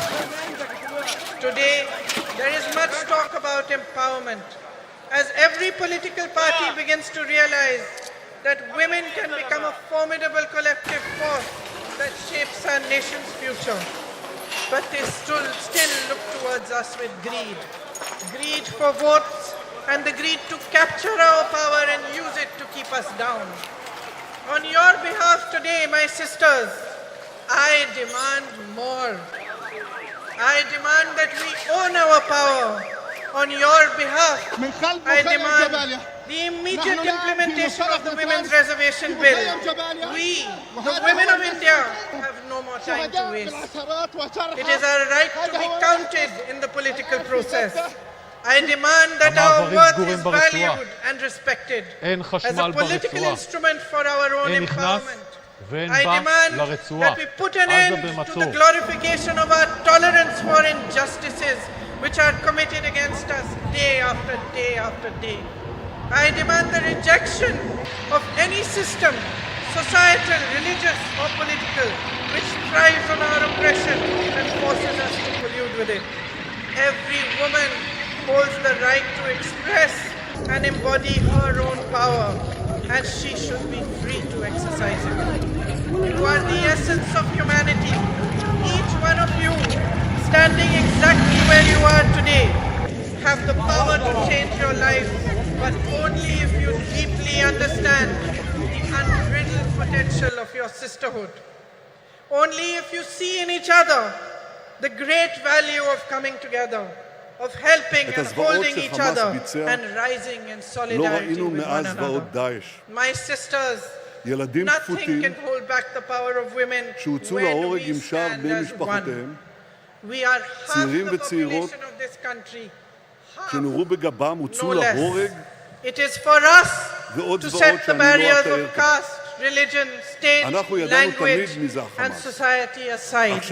It is for us to recognize ourselves first and foremost as sisters who can unify into an unstoppable momentum for change. Today, as we stand here to commemorate Thirukarunanidhi ji, a leader who understood the power of women, let us awaken to a new dawn. Let us create our own destiny. Thank you. سنقابله آسفين بإعدام رهينة من رهائن العدو المدنيين لدينا وسنبث ذلك مضطرين بالصوت والصورة وإننا إذ نعلن عن هذا القرار لنحمل أمام العالم العدو الصهيوني وقيادته مسؤولية هذا القرار.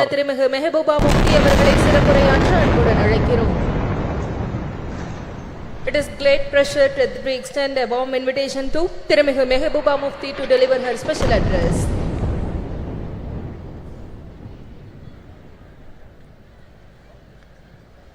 Respected Sonia Gandhi ji, Dalapati M.K. Stalin, Honorable Chief Minister of Tamil Nadu, Nanamoji Karunanidhi ji, Priyanka Gandhi ji, Most of them were students Dimple Yadav ji, with small families, Subhasni Ali ji, 2 children, 1 child, Annie Raja ji, average ages between 18 to 25. And this neighborhood was brutally attacked. All my brothers and sisters, I don't know whether I should call Akka and Anna. Everything. Is that right? Make sure that no one gets out of here alive. And this is for the first you can see the brutality I am making and a speech by reading a script. see for yourself. Because since I don't know Tamil, you don't know Urdu, so I'll try to be do my best. It's an honor for me to attend the 100th birth anniversary of Kalaingar Karunanidhi ji and to speak on a subject that is incredibly close to my heart, not just because I am a woman, but because I have gone through all that a woman has to endure during the life since the time she is born. Most people assume that women from privileged backgrounds like me have it easy. حامیان رژیم و بعضی از افراد خود رژیم غاصب یاوه‌گویی‌هایی در این 2-3 روز کردند و ادامه داره، از جمله این که ایران اسلامی رو پشت این حرکت معرفی میکنن. اشتباه میکنن. ما البته از فلسطین دفاع میکنیم، ما از مبارزات دفاع میکنیم، ما پیشانی و بازوی طراحان مدبر و هوشمند و جوانان شجاع فلسطین رو میبوسیم. Happening to all of us, and one cannot simply state enough the huge role Karunanidhi ji played towards the emancipation and upliftment of women. His crusade in this direction started much before he entered politics. Even as a writer, blessed with a razor-sharp intellect, his scripts were ahead of his times. They strongly advocated equal rights for females and also helped in removing social stigmas and taboos associated with women by renouncing religious patriarchy. The empowerment of women was an integral and crucial part of his idea of social justice. Some of the path-breaking reforms that he introduced were free education for girl child, encourage remarriage of women, rehabilitate widows, encourage their remarriage, induct them into police force, reservation in local governance and government jobs, and also setting up self-help groups. Such was his vision and compassion that he went a step further in his efforts to bring in social security schemes for transgenders who are looked down upon in our society. I am pleased that his son and current Chief Minister, Stalinji and Kanimuzi are carrying forward their father's legacy. Many initiatives besides the initiatives like providing free bus, monthly financial assistance to girls studying in government schools, 1,000 rupees to housewives who are heading the family. What is really remarkable is his latest decision to certify women priests, 3 women priests. This is something remarkable. It is happening at a time when women are not allowed to enter religious places, whether they are Hindus or Muslims or whatever. This is really admirable, and I salute for this to you. And as far as I am concerned, I was Chief Minister just for 3 years, and I tried to bring in certain schemes for the girls. One was providing exclusive buses to the women, not free, but exclusive. But women had a say of relief, because I know, and these women know, what we have to We're go surging through additional military when assistance we to the travel Israeli by Defense public Force, including transport. ammunition, I think we all know what interceptors, happens to us. replenish the Iron Dome, and we So moved the the women U.S. were carrier relieved. fleet to the Then I Eastern Mediterranean, and we're introduced sending more fighter jets there in that region. And made it 50% clear, subsidy to made it clear meritorious girls, to the college-going girls Iranians, coming from be very careful. poor backgrounds. And We're today strong when here, I see we're the young powerful here, ladies on the in this scooty, place now, in going Tel with Aviv their and fathers everywhere. sitting behind them, their brothers sitting behind them, I mean, it brings a smile, which is a very difficult thing in Jammu and Kashmir. After 2019, when everything was snatched from us, what this great country had given us, what the Indian Constitution has given us, the people of change have stopped smiling. Except when Rahulji came with his brigade, this Bharat Jodo Yatra, I saw the smile on the faces of Kashmiris, from the faces of Jammu people after a long time. And then one more thing which I did during my tenure was to waive off stamp duty on the land that was purchased in the name of women. Can you imagine how many people started purchasing land in the name of their wives, their daughters, their sisters, instead of their sons? It was something, that 95% of the land was purchased in the name of women. But after I was gone, all these schemes were overturned and nothing is left today. Today when I am talking, making a speech at this point of time, there are conflicts going around the world. There are wars going in many parts of the world, like Palestine, Israel, Ukraine, Russia, and not to forget what is happening in our backyard Manipur. And women are the worst sufferers when these wars take place. Because not only do they suffer during these conflicts, they are left to pick up the pieces afterwards. So, when I look at our country today, I feel the women in our country are not in a good place.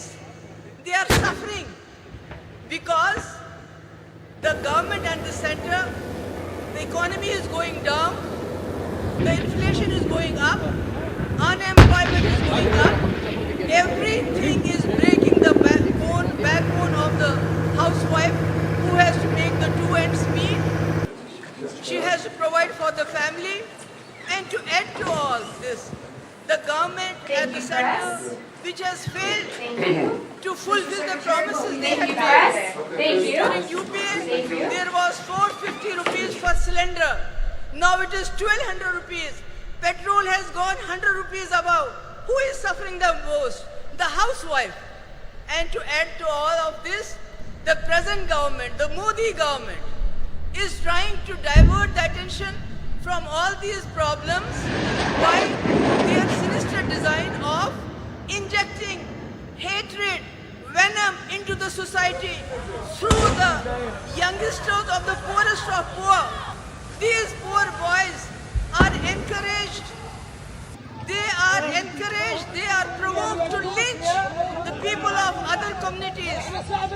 They are garlanded. The people, the sons, the daughters of the ruling party are studying good education in and abroad. They are having good jobs, lucrative jobs. They are getting good contracts. And if they don't have a job, then they go and head the sports bodies of our country. But what about the poor children? They are pushed into implementing their sinister agenda of divide between Hindus and Muslims. And this is really tearing apart our society. And again, it has a very, very drastic effect on the women folk. Because any person who commits a crime, he is a criminal. Whether he goes to jail or not, so they are criminalizing the whole society at this point of time. So, my point is that if Seriously, and when, it's really living hell. inshallah, Never I seen hope something like that this. I've been in wars, in 2 wars in my India life. Alliance will Never come to power, seen anything like and this. Rajiv Gandhi ji has Bodies already all sown the places. seeds of 33% Slaughter. reservation Slaughter us there. in panchayats. We have a huge number of women who are ready to take their place in assemblies and parliaments, and I am hopeful once India Alliance comes to power, Rajiv Gandhi's dream will come alive, it will be fulfilled, not like a joke which our Prime Minister played. He signed a check, kept it in his pocket, and told the women folk, we'll cash it sometime in 2047. So, but we are not going to do that, inshallah, I am hopeful. And at the last, I would like to thank once again Stalinji, Kanimudiji, who was personally invited us. And I'm so happy that Sonia ji is here to grace the occasion. And thank you so much for bearing with me. I know I have not been able to, make you understand every word I said, but thank you so much. Thank you ma'am. மதச்சார்பின்மைக்கும் ஜனநாயகத்திற்கும் நம்பிக்கை ஒளியாய் திகழ்பவரும் தலைவர் கலைஞர் அவர்கள் பெரிதும் மதித்த தலைவருமான காங்கிரஸ் கட்சியின் மூத்த தலைவர் அன்னை சோனியா காந்தி அவர்களை வரலாற்று சிறப்பு வாய்ந்த இந்த நிகழ்வில் மாநாட்டு பேருரையாற்ற அன்புடன் அழைக்கிறோம். அன்னை சோனியா காந்தி அவர்களின் உரையை மொழியாக்கம் செய்ய காங்கிரஸ் மூத்த தலைவரும் தமிழ்நாடு சிறுபான்மை ஆணைய தலைவர் திரு பீட்டர் அல்மோன்ஸ் அவர்களை அன்புடன் அழைக்கிறோம். כתוצאה מכך הכל נשרף, הבית נהרס, חלונות, קירות, שמענו ממש זעזוע, הילדה נבלה, לא יודע, חיים במציאות שהיא לא אמיתית. אזרחי ישראל, אנחנו במלחמה, לא במבצע, לא בסבבים, במלחמה. הבוקר חמאס פתח במתקפת פתע רצחנית נגד מדינת ישראל ונגד אזרחיה. אנחנו בתוך זה משעות הבוקר המוקדמות. כינסתי את ראשי מערכת הביטחון, הנחיתי קודם כל לטהר את היישובים מהמחבלים שחדרו פנימה. הפעולה הזאת מתבצעת בשעות הללו. במקביל הוריתי לבצע גיוס מילואים נרחב ולהשיב מלחמה שערה בעוצמה ובהיקף שהאויב לא הכיר. האויב ישלם מחיר שהוא לא ידע כמותו. אני קורא בינתיים לכל אזרחי ישראל להישמע בקפדנות להנחיות הצבא, להנחיות פיקוד העורף. אנחנו במלחמה ואנחנו ננצח בה. We are assembled here to commemorate the work and memory of the great son of India, Dr. K. Karunanidhi, lovingly called Kalendar. عذبونا كثير وان شاء الله الدور عليهم ان شاء الله عليهم ان شاء الله باذن الله اليوم ان شاء الله نصر المسلمين ان شاء الله نصر الفلسطينيين ان شاء الله باذن الله النصر بين عينينا باذن الله مهما عملوا فينا باذن الله ان شاء الله منصورين. ஒரு மாபெரும் தலைவருடைய நூற்றாண்டு விழாவை முன்னிட்டு நடத்தப்படுகின்ற இந்த மகளிர் உரிமை மாநாட்டிற்கு என்னை அழைத்த முதலமைச்சர் ஸ்டாலின் அவர்களுக்கு என் நெஞ்சார்ந்த நன்றியினை தெரிவித்துக் கொள்கிறேன். A leader of many talents, in this moment of tragedy, I want to say to them and to the world and to terrorists everywhere, that the United States stands with a chief minister of many terms, ever fail to have their back. Above all, a leader who believes deeply in the upliftment of the deprived. தன்னுடைய வாழ்க்கை முழுமையும் ஏழை எளிய மக்களுக்காக உழைத்தவரும் இந்திய தாயினுடைய தவப்புதல்வர்களில் ஒருவரும் நம்மால் அன்போடு கலைஞர் என்று அழைக்கப்படக்கூடியவருமான அருமைக்குரிய தலைவர் கலைஞர் அவர்கள் ஒரு பன்முகத்தன்மை கொண்ட ஒரு மாபெரும் தலைவர். ஒரு எழுத்தாளராக, ஒரு பத்திரிகையாளராக, ஒரு முதலமைச்சராக, ஒரு நிர்வாகியாக அவர் ஆற்றிய பணிகள் மகத்தான பணிகள். We believe in equality of all, regardless of faith, caste, language or region. And ahead of his time, he was a champion of gender equality, which has now become something of a national movement.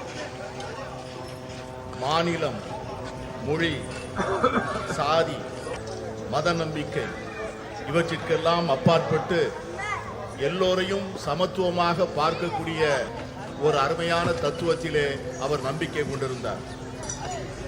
தன்னுடைய வாழ்நாளின் போது அதிகமாக பேசப்படாத பாலின சமத்துவத்தை அவர் சிந்தித்து அதற்காக போராடுகின்ற ஒரு போராளியாக தன்னை அடையாளப்படுத்திக் கொண்டார்.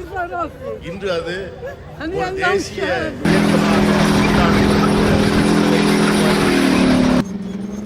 Our women have made India proud in multiple fields and sectors, in spite of the shackles of tradition, patriarchy, and culture that stood on the way. This struggle for equality has had many ups and downs. لكل أحبتنا But today, لكل فصائل المقاومة Indian women في shine فلسطين in many spheres. إلى أي انتماء To إلى أي mention جهة وهم just اليوم a وحدة few: متراصة science, في knowledge, هذا العمل skills, المقاوم. culture, نقول and لهؤلاء sports and الأمة politics. معكم، And above all, قلوبنا معكم، as centers of our عقولنا families معكم، and leaders, أرواحنا معكم، تاريخنا وبناطقنا وصواريخنا معكم، وكل ما عندنا معكم، لأننا نحن المقاومة التي وجدت في الأصل من أجلكم ومن أجل فلسطين. அவர்கள் மிக அருமையான சாதனைகளை செய்து முடித்திருக்கிறார்கள். இந்த நீண்ட நெடிய போராட்டத்தில் ஏற்றங்களும் இருந்திருக்கின்றன, இறக்கங்களும் இருந்திருக்கின்றன. ஆனால் இன்று இந்திய பெண்கள் பல்வேறு துறைகளிலே ஒளிர்கிறார்கள். சிலவற்றை சொல்ல வேண்டும் என்று சொன்னால் விஞ்ஞானத்திலே, அறிவிலே, ஆற்றலிலே, கலாச்சாரத்திலே, விளையாட்டிலே, இவை எல்லாவற்றிற்கும் மேலாக நம்முடைய குடும்பத்தினுடைய மைய பொருளாக, மக்களுடைய தலைவர்களாக அவர்கள் ஆற்றுகின்ற பணி மகத்தானது. இருந்தாலும் கூட இந்த போராட்டம் இன்னும் நீண்ட தூரம் பயணிக்க வேண்டும், இன்னும் பல்வேறு தடைகளை தாண்ட வேண்டும். Yet we all know this struggle struggle continues, and there are many more frontiers to cross, especially for our disadvantaged sisters. இருந்தாலும் நம்முடைய ஏழை எளிய சகோதரிகள் இன்னும் ஏராளமான தடைகளை தாண்டித்தான் இந்த சமத்துவத்தை பெறுவதற்கான சூழ்நிலை உருவாகி இருக்கிறது. The remarkable non-violent freedom struggle led by Mahatma Gandhi placed a strong emphasis on gender equality. In 1928, the draft constitution was being crafted under the chairmanship of Motilal Nehru, and the Karachi Resolution of 1931, framed by Jawaharlal Nehru. Both these documents championed women's rights, advocating for equal voting rights, political and economic rights, and fair wages. They laid the foundation for women to play an equal role in our nation's building. They embodied the promise of universal suffrage, gender equality, and the socialist equitable society. And this spirit continued when the Constitution of India, under the leadership, chairmanship of Dr. B.R. Ambedkar, was ultimately framed. Mahatma காந்தியினுடைய தலைமையிலே ஏற்றுக்கொள்ளப்பட்ட சாத்வீகமான வன்முறையற்ற சுதந்திர போராட்டம் மகளிர் சமத்துவத்தை முன்னிலைப்படுத்தியது. 1928 அரசியல் சாசன சட்ட வரைவு மோதிலால் நேரு அவர்கள் தலைமையிலான குழு தயார் செய்து அந்த அறிக்கையை சமர்ப்பித்தது. அதற்கு பிறகு கராச்சியிலே நடந்த அகில இந்திய காங்கிரஸ் மாநாட்டில் இந்த தேசத்தினுடைய முதல் பிரதமர் ஜவஹர்லால் நேரு அவர்கள் கராச்சி தீர்மானம் என்கிற பெயரிலே வடிவமைக்கப்பட்ட தீர்மானங்கள், இந்த இரண்டு ஆவணங்களும் பெண்களுடைய உரிமைகளை கொண்டாடுவதிலும் அவர்களுக்கு வாக்குரிமை அளிப்பதிலே சமத்துவம் வழங்கப்பட வேண்டும் என்பதையும் பொருளாதாரத்திலும் அரசியலிலும் செயல்பாடுகளிலே அவர்களுக்கு சரியான பங்கு தரப்பட வேண்டும் என்பதையும் வலியுறுத்தியது. இந்த இரண்டு ஆவணங்களும் அந்த அடிப்படையில் தான் நம்முடைய பெண்கள் ஒரு மிகப்பெரிய ஒரு சமூக மாற்றத்திற்கான முன்னெடுப்பை நோக்கி பார்க்க ஆரம்பித்தார்கள். இதைத்தான் எல்லோருக்குமான வாக்குரிமை, ومن هذه الساعة نعلن بأن كل استهداف لأبناء شعبنا الآمنين في بيوتهم دون سابق إنذار سنقابله آسفين بإعدام رهينة من رهائن العدو المدنيين لدينا، وسنبث ذلك مضطرين بالصوت والصورة. وإننا إذ نعلن عن هذا القرار لنحمل أمام العالم العدو الصهيوني وقيادته مسؤولية هذا القرار. If you educate a woman, you educate a whole family. Women empowered means India empowered, unquote. ஒரு பெண்ணை நீ படிக்க வைத்தால், ஒரு ஆணை நீ படிக்க வைத்தால், ஒரு தனி நபரை மட்டும் படிக்க வைக்கிறாய். ஆனால் ஒரு பெண்ணுக்கு கல்வி கற்றுக் கொடுத்தால் ஒரு குடும்பத்திற்கே கல்வி கற்றுத் தரப்படுகிறது. மகளிரை அதிகாரப்படுத்தினால் இந்தியாவை அதிகாரப்படுத்துகிறோம் என்கிற ஜவஹர்லால் நேரு அவர்களுடைய வார்த்தைகளை யார் மறக்க முடியும்?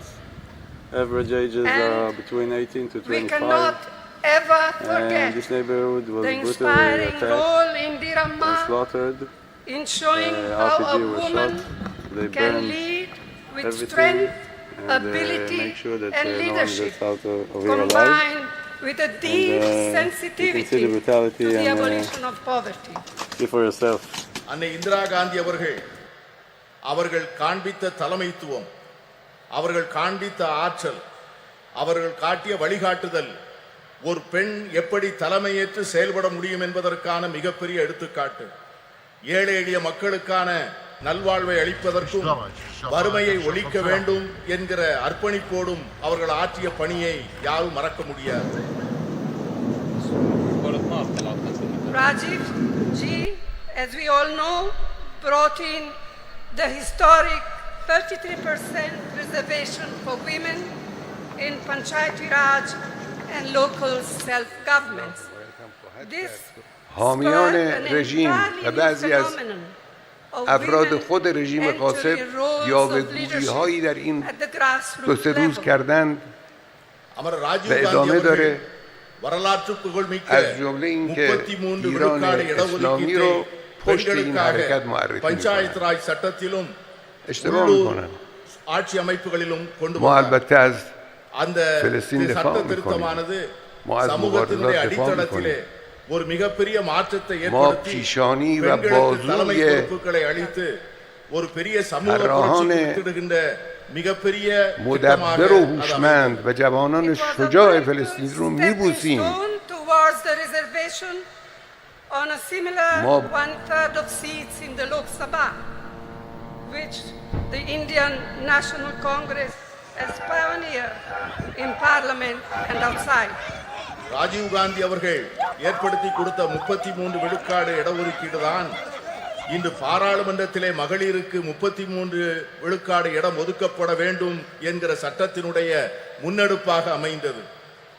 இந்த சட்டத்தை நிறைவேற்றுவதற்காக இந்திய தேசிய காங்கிரஸ் கட்சி பாராளுமன்றத்திற்குள்ளே பல முயற்சிகளை மேற்கொண்டது. The women reservation bill introduced by the UPA, by UPA2, was passed by the Rajya Sabha, but a lack of consensus prevented it from being passed in the Lok Sabha.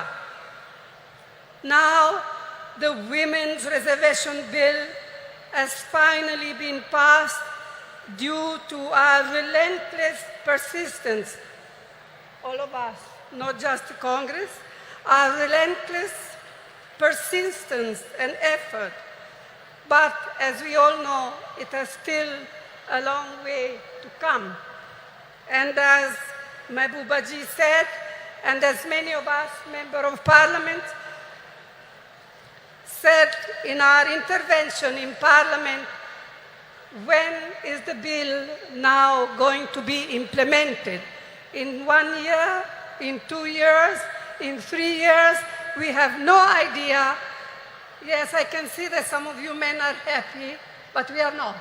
We women are not. And we are going to fight for it till we eventually get there. Whether you men like... மகளிர் இடஒதுக்கீட்டுக்கான சட்டம் ஐக்கிய முற்போக்கு கூட்டணி அரசால் 2010 March மாதம் 9ஆம் தேதி மாநிலங்களவையிலே நிறைவேற்றப்பட்டது. ஆனால் மக்களவையிலே ஒரு கருத்தொற்றுமையை உருவாக்க முடியாத காரணத்தினால் அந்த சட்டத்தினை நிறைவேற்ற முடியவில்லை. இப்பொழுது இந்த சட்டம் நிறைவேறியிருக்கிறது என்று சொன்னாலும் கூட இந்த சட்டத்திற்காக நாம் எடுத்துக்கொண்ட முயற்சிகளும் நாம் கொடுத்த அழுத்தங்களும் அதிகம். இங்கே பேசிய பல்வேறு உறுப்பினர்கள் பேசியது போல இந்த சட்டம் என்றைக்கு நடைமுறைக்கு வரும் என்று அமுல்படுத்தப்படும் என்கிற ஒரு தெளிவே இல்லாத ஒரு சூழ்நிலையிலே இந்த ஆண்டா அடுத்த ஆண்டா இன்னும் சில ஆண்டுகள் கழித்தா என்கிற ஒரு நிரந்தரமற்ற தன்மையிலே இந்த சட்டம் உருவாக்கி இருப்பது நாளை வருகின்ற இந்தியா கூட்டணி வந்துதான் இந்த சட்டத்தை நிறைவேற்றி தர வேண்டிய சூழ்நிலையை உருவாக்கும் என்கிற எண்ணத்தை தருகிறது. I'm glad to be able to say here today that the government of Tamil Nadu under Thiru Annadurai and then Thiru Karunanidhi we're strong here, we're powerful here, incredible changes in status and opportunity for women. Today, Tamil Nadu stands as a beacon of women's equality and women's development. அறிஞர் அண்ணா அவர்களுடைய தலைமையிலே அமைந்த அரசும் அதனை தொடர்ந்து கலைஞர் கருணாநிதி அவர்கள் தலைமையிலே தொடர்ந்த அரசும் எடுத்துக் கொடுத்த முன்னெடுப்புகளும் செயல்படுத்திய திட்டங்களும் பெண்களுடைய வாழ்க்கையிலே பல புரட்சிகரமான மாற்றங்களையும் முன்னேற்றங்களையும் தந்திருக்கிறது. அதன் அடிப்படையில் தான் இன்று தமிழ்நாடு இந்தியாவே புகழ்ந்து கொண்டாடக்கூடிய மகளிர் உரிமைகளிலும் மகளிருடைய சமத்துவத்தையும் கொண்டாடக்கூடிய ஒரு ஒளி விளக்காக திகழ்கிறது என்று சொன்னால் அது மிகையாக. In his historic 5 terms as Chief Minister of Tamil Nadu, Thiru Karunanidhi brought the provision of reservation for women in the police way back in 1973. வரலாற்று புகழ்மிக்க 5 முறை முதலமைச்சராக இருந்த கலைஞர் அவர்களுடைய ஆட்சி காலத்தில்தான் பெண்களுடைய காவல்துறையிலே பெண்களுடைய பங்கை அவர்கள் உறுதி செய்தார்கள். இன்று தமிழகத்திலே இருக்கின்ற காவல்துறையிலே 1/4 பெண்களாக இருப்பது எவ்வளவு பெருமைப்படக்கூடிய ஒரு செயல். Today, 1/4 of its police force, of Tamil Nadu police force, are women. இன்று இருக்கின்ற காவல்துறையினரில் 1/4 சார்ந்தவர்கள் பெண்கள் என்கிற சூழ்நிலை இருக்கிறது.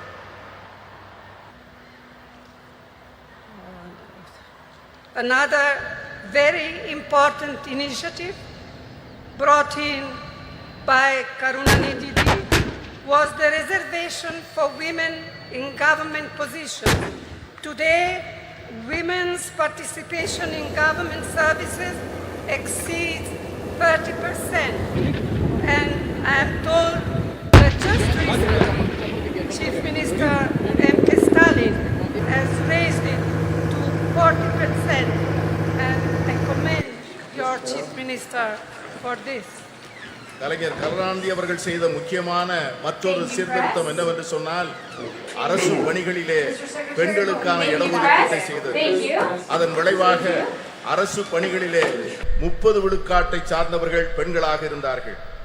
இன்று நம்முடைய முதலமைச்சர் ஸ்டாலின் அவர்கள் தலைமையிலே செயல்படுகின்ற அரசு அந்த 30 விழுக்காட்டை 40 விழுக்காடாக உயர்த்தி பெண்களை பெருமைப்படுத்தி இருக்கிறது.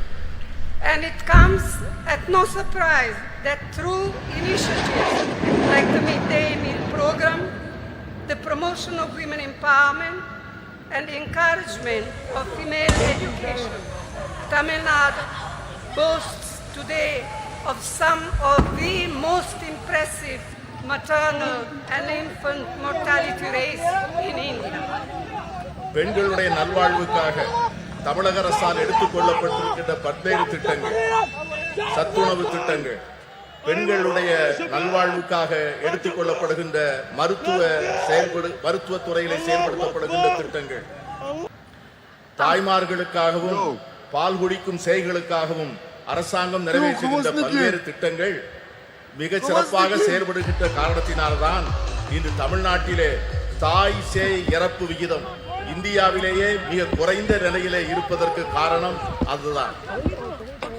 It is fortunate that many of these efforts and programs to help to empower women have not been reflected at the national level.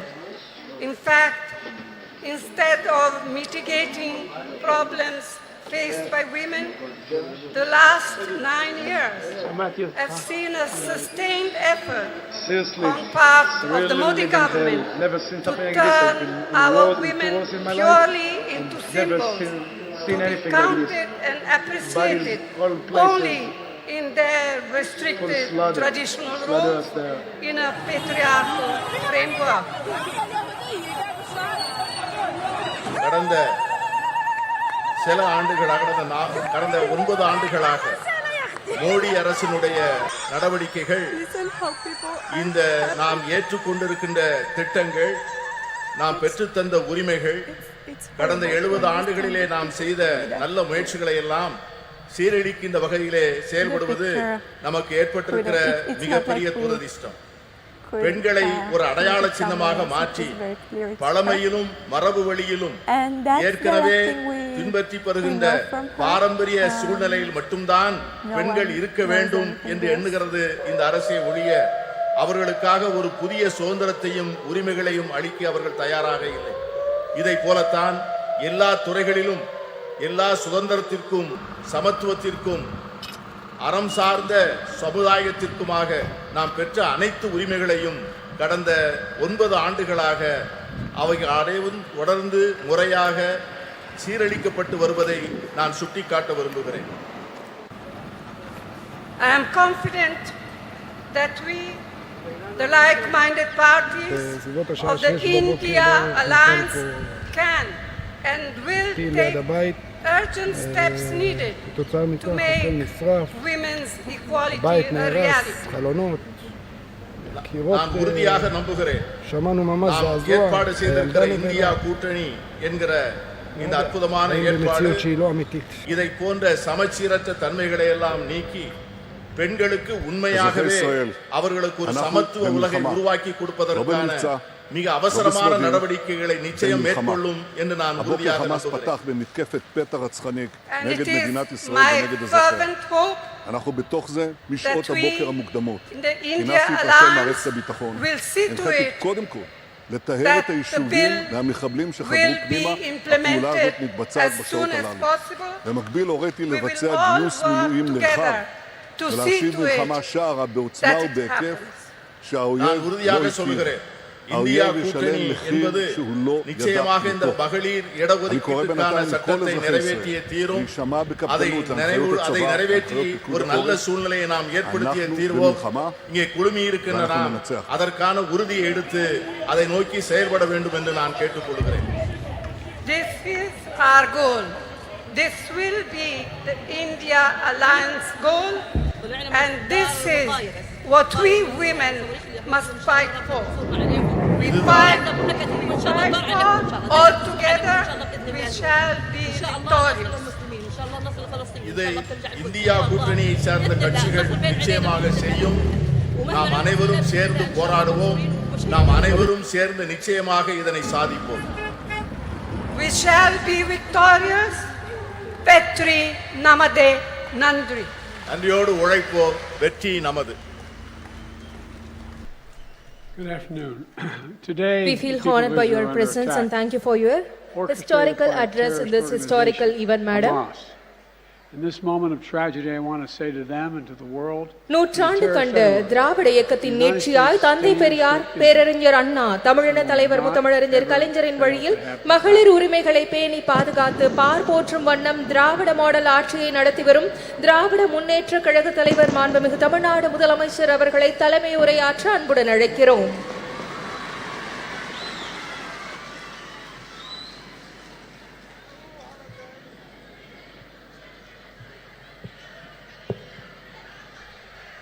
அன்புள்ள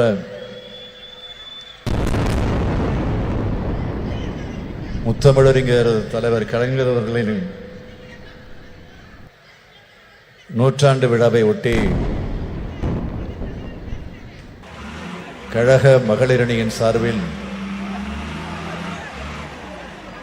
நடைபெற்றுக் கொண்டிருக்கக்கூடிய மகளிர் உரிமை மாநாட்டில் கலந்து கொண்டு இங்கு எனக்கு முன்னால் உரையாற்றி அமர்ந்திருக்கக்கூடிய காங்கிரஸ் கட்சியினுடைய நாடாளுமன்ற குழுவினுடைய தலைவர்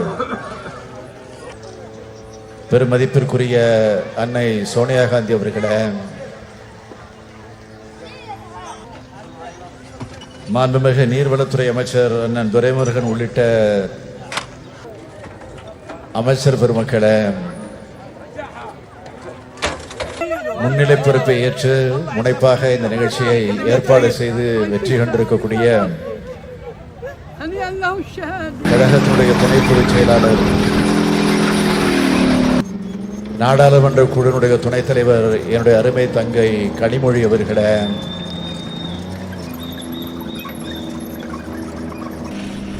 சிறப்பு விருந்தினர்களாக வருகை தந்து சிறப்பித்து உரையாற்றி அமர்ந்திருக்கக்கூடிய மரியாதைக்குரிய திருமதி பிரியங்கா காந்தி அவர்களே, முன்னாள் முதலமைச்சர் திருமதி மெஹபூபா முஃப்தி அவர்களே, திருமதி சுப்ரியா சுலே எம்பி அவர்களே, மாண்புமிகு பீகார் மாநிலத்தினுடைய அமைச்சர் திருமதி லட்சுமி சிங் அவர்களே,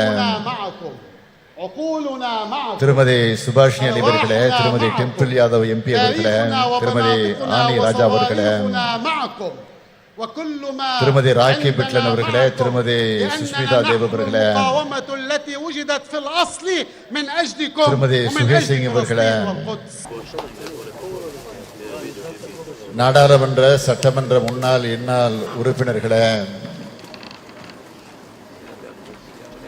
நம்முடைய தோழமை கட்சிகளை சார்ந்திருக்கக்கூடிய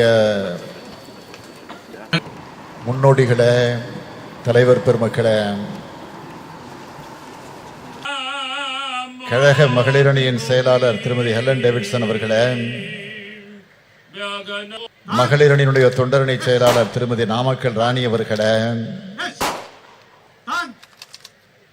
திரளாக திரண்டிருக்கக்கூடிய மகளிரணியை சார்ந்த சகோதரிகளே, உள்ளாட்சி அமைப்பு பிரதிநிதிகளே, அருமை பெரியோர்களே, தாய்மார்களே, இளைஞரணியின் செயலாளர் தம்பி உதயநிதி ஸ்டாலின் அவர்களே, மற்றும் பல்வேறு அணிகளை சார்ந்திருக்கக்கூடிய அமைப்பாளர்களே, துணை அமைப்பாளர்களே, பெரியோர்களே, தாய்மார்களே, தொலைக்காட்சி பத்திரிகை உலக நண்பர்களே, என் உயிரோடு கலந்திருக்கக்கூடிய தலைவர் கலைஞர் அவர்களின் உயிரினும் உயிரான அன்பு உடன்பிறப்புகளே, உங்கள் அனைவருக்கும் என்னுடைய அன்பான வணக்கம்.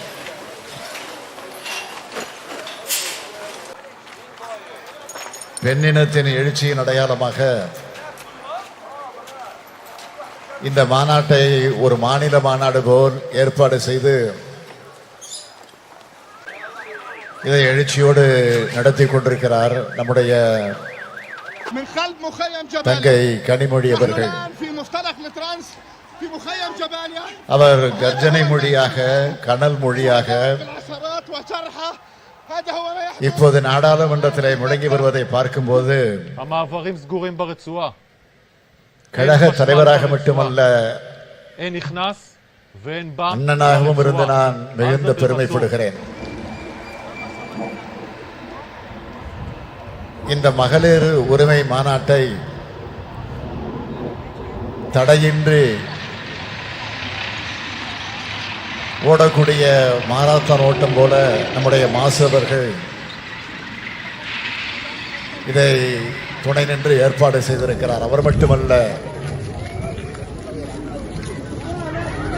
நம்முடைய அமைச்சர் செயல் வீரர் தாம அன்பரசன் அவர்களும் துணை நின்று தன்னுடைய கடமையை நிறைவேற்றி கொண்டிருக்கிறார். அதற்காக நான் முதலில் அவர்களை எல்லாம் வாழ்த்துகிறேன். மகளிரணியின் செயலாளர் எலன் டேவிட்சன், மகளிர் தொண்டரணியின் செயலாளர் நாமக்கல் ராணி உள்ளிட்ட மகளிரணி நிர்வாகிகள் அனைவருக்கும் என்னுடைய வாழ்த்துக்களை தெரிவித்துக் கொள்கிறேன். காஷ்மீர் முதல் கன்னியாகுமரி வரை இருக்கக்கூடிய பெரும்பாலான மாநிலத்தை சார்ந்திருக்கக்கூடிய பெண் தலைவர்களை அழைத்து வந்து ஏற்றத்தோடு ஏற்பாடு செய்திருக்கக்கூடிய இந்த மாநாடு இது தமிழ்நாட்டினுடைய பெண்கள் மாநாடாக மட்டுமல்ல, இந்தியாவினுடைய பெண்கள் மாநாடாகவும் நடைபெற்றிருக்கிறது என்பதை நான் பெருமையோடு பதிவு செய்து கொள்ள விரும்புகிறேன். இதுவரை சென்னை சங்கமம் நடத்தி காட்டிய தங்கை கனிமொழி அவர்கள் இப்பொழுது இந்திய சங்கமத்தை நடத்தி காட்டியிருக்கிறார். இதுதான் வித்தியாசம். இதற்கெல்லாம் மகுட வைத்தார் போல் அன்னை சோனியா காந்தி அவர்கள் இந்த நிகழ்ச்சிக்கு வருகை தந்திருக்கிறார்கள். நேருவின் மகளே வருக, நிலையான ஆட்சி தருக. 1980ஆம் ஆண்டு தலைவர் கலைஞர் அவர்கள் அம்மையார் இந்திரா காந்தி அவர்களை அழைத்து வந்து அந்த வாசகத்தை சுட்டி காட்டி பெருமைப்படுத்தினார். 2024ஆம் ஆண்டில் இந்திராவின் மருமகளே வருக, இந்தியாவின் திருமகளை வெல்க என்று வரவேற்றார்கள். தலைவர் கலைஞர் அவர்கள் சொன்னதைப் போலவே 40லும் வென்றோம். அகில இந்திய அளவில் காங்கிரஸ் கூட்டணி மகத்தான வெற்றியை பெற்றது. அப்போது தனக்காக காத்திருந்த பிரதமர் பதவியை மறுத்து இந்திய அரசியல்வானில் ஒரு கம்பீர பெண்மணி என நின்றவர் அன்னை சோனியா காந்தி அவர்கள். அப்போது அன்னை சோனியா காந்தி அவர்கள் தான் ஆட்சிக்கு தலைமை வகித்து பிரதமராக வேண்டும் என்று தலைவர் கலைஞர் அவர்கள் முன்மொழிந்தார்கள். அது வரலாறு. When தலைவர் கலைஞர் left us to his resting place, Madam Sonia Gandhi sent a letter. She wrote for me, Kalangar's loss is very personal. He always showed me great kindness and consideration which I can never forget. He was like a father figure to me. சொன்னார், எழுதினார். அத்தகைய ஆழமான குடும்ப பாச நட்பை கொண்டவர் அன்னை சோனியா காந்தி அவர்கள். அவரும் இளம் அரசியல் ஆளுமையாக விழுந்து கொண்டிருக்கக்கூடிய அருமை சகோதரி பிரியா காந்தி அவர்களும் இங்கு வந்திருப்பது நமக்கெல்லாம் மகிழ்ச்சி அளிக்கிறது. தன்னகரில்லா மெஹபூபா முஃப்தி அவர்கள் ஒரு மாநிலத்தினுடைய முன்னாள் முதலமைச்சர். சுப்ரியா சோலை எழுந்தாலே நாடாளுமன்றத்தில் பாஜகவினர் அஞ்சி நடுங்குவார்கள். பார்க்கிறது தான் இப்படி இருக்கிறார். ஒரு பீகாரில் இருந்து அருமை நண்பர் நிதிஷ்குமாரின் குரலை எதிரொலிக்க லஷி சிங் வந்திருக்கிறார். டெல்லி முதலமைச்சர் அரவிந்த் கெஜ்ரிவால் எண்ணத்தை சொல்வதற்காக டெல்லி சட்டப்பேரவையுடைய துணைத் தலைவர் ராக்கி பிட்லன் வந்திருக்கிறார். சமாஜ்வாதி கட்சியினுடைய நாடாளுமன்ற உறுப்பினரும் அருமை நண்பர் அகிலேஷ் யாதவ் அவருடைய அருமை மனைவியுமான டிம்பிள் யாதவ் அவர்கள் வந்திருக்கிறார்கள். அந்த கட்சியினுடைய மகளிர் அணியின் தேசிய தலைவர் ஜூயி சிங் வருகை தந்திருக்கிறார். மேற்கு வங்கத்தினுடைய பெண் சிங்கம் மமதா பானர்ஜியுடைய பிரதிநிதியாக சுஷ்மிதா தேவ் வருகை தந்துள்ளார். இடதுசாரி இயக்கங்களின் பிரதிநிதிகளாக சுபாஷினி அலையும் ஆனி ராஜாவும் இடம்பெற்றிருக்கிறார்கள். ஆக இந்த மேடையே இந்தியா கூட்டணியாக காட்சியளித்துக் கொண்டிருக்கிறது. I would like to request all the leaders present on the dais. The BJP can be defeated only through unity. Tamil Nadu has shown this since the 2019 elections. A united alliance like one in Tamil Nadu should be formed in every state across India.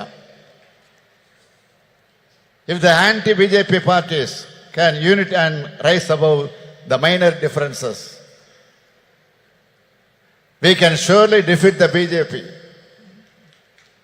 which is against the interest of the people of India. I urge our sisters present here to relay this message to their party leaders. Bharatiya Janata கட்சியை தோற்கடிப்பது என்பது இந்தியாவில் இயங்கக்கூடிய அனைத்து ஜனநாயக கட்சியுடைய வரலாற்று கடமை. மகளிர் உரிமையை காப்பதற்காக இந்த மாநாடை கூட்டியிருக்கிறார் நம்முடைய கனிமொழி அவர்கள். மகளிர் உரிமை மட்டுமா? பாஜக ஆட்சியில் அனைத்து மக்களது உரிமைகளும் பறிக்கப்பட்டிருக்கிறது. இன்றைக்கு நாம் பார்க்கும் நாடாளுமன்ற அமைப்பு முறை இருக்குமா? மக்களால் தேர்ந்தெடுக்கப்படக்கூடிய மக்களாட்சி இருக்குமா என்ற கேள்வி பெரிதாக எழுந்து வருகிறது. ஒரே நாடு, ஒரே மொழி, ஒரே மதம், ஒரே பண்பாடு, ஒரே தேர்தல், ஒரே தேர்வு, ஒரே உணர்வு என்ற பெயரால் ஒற்றை கட்சி ஆட்சியை கொண்டு வருவதற்காக பிரதமர் நரேந்திர மோடி அவர்கள் இன்றைக்கு முயன்று கொண்டிருக்கிறார்.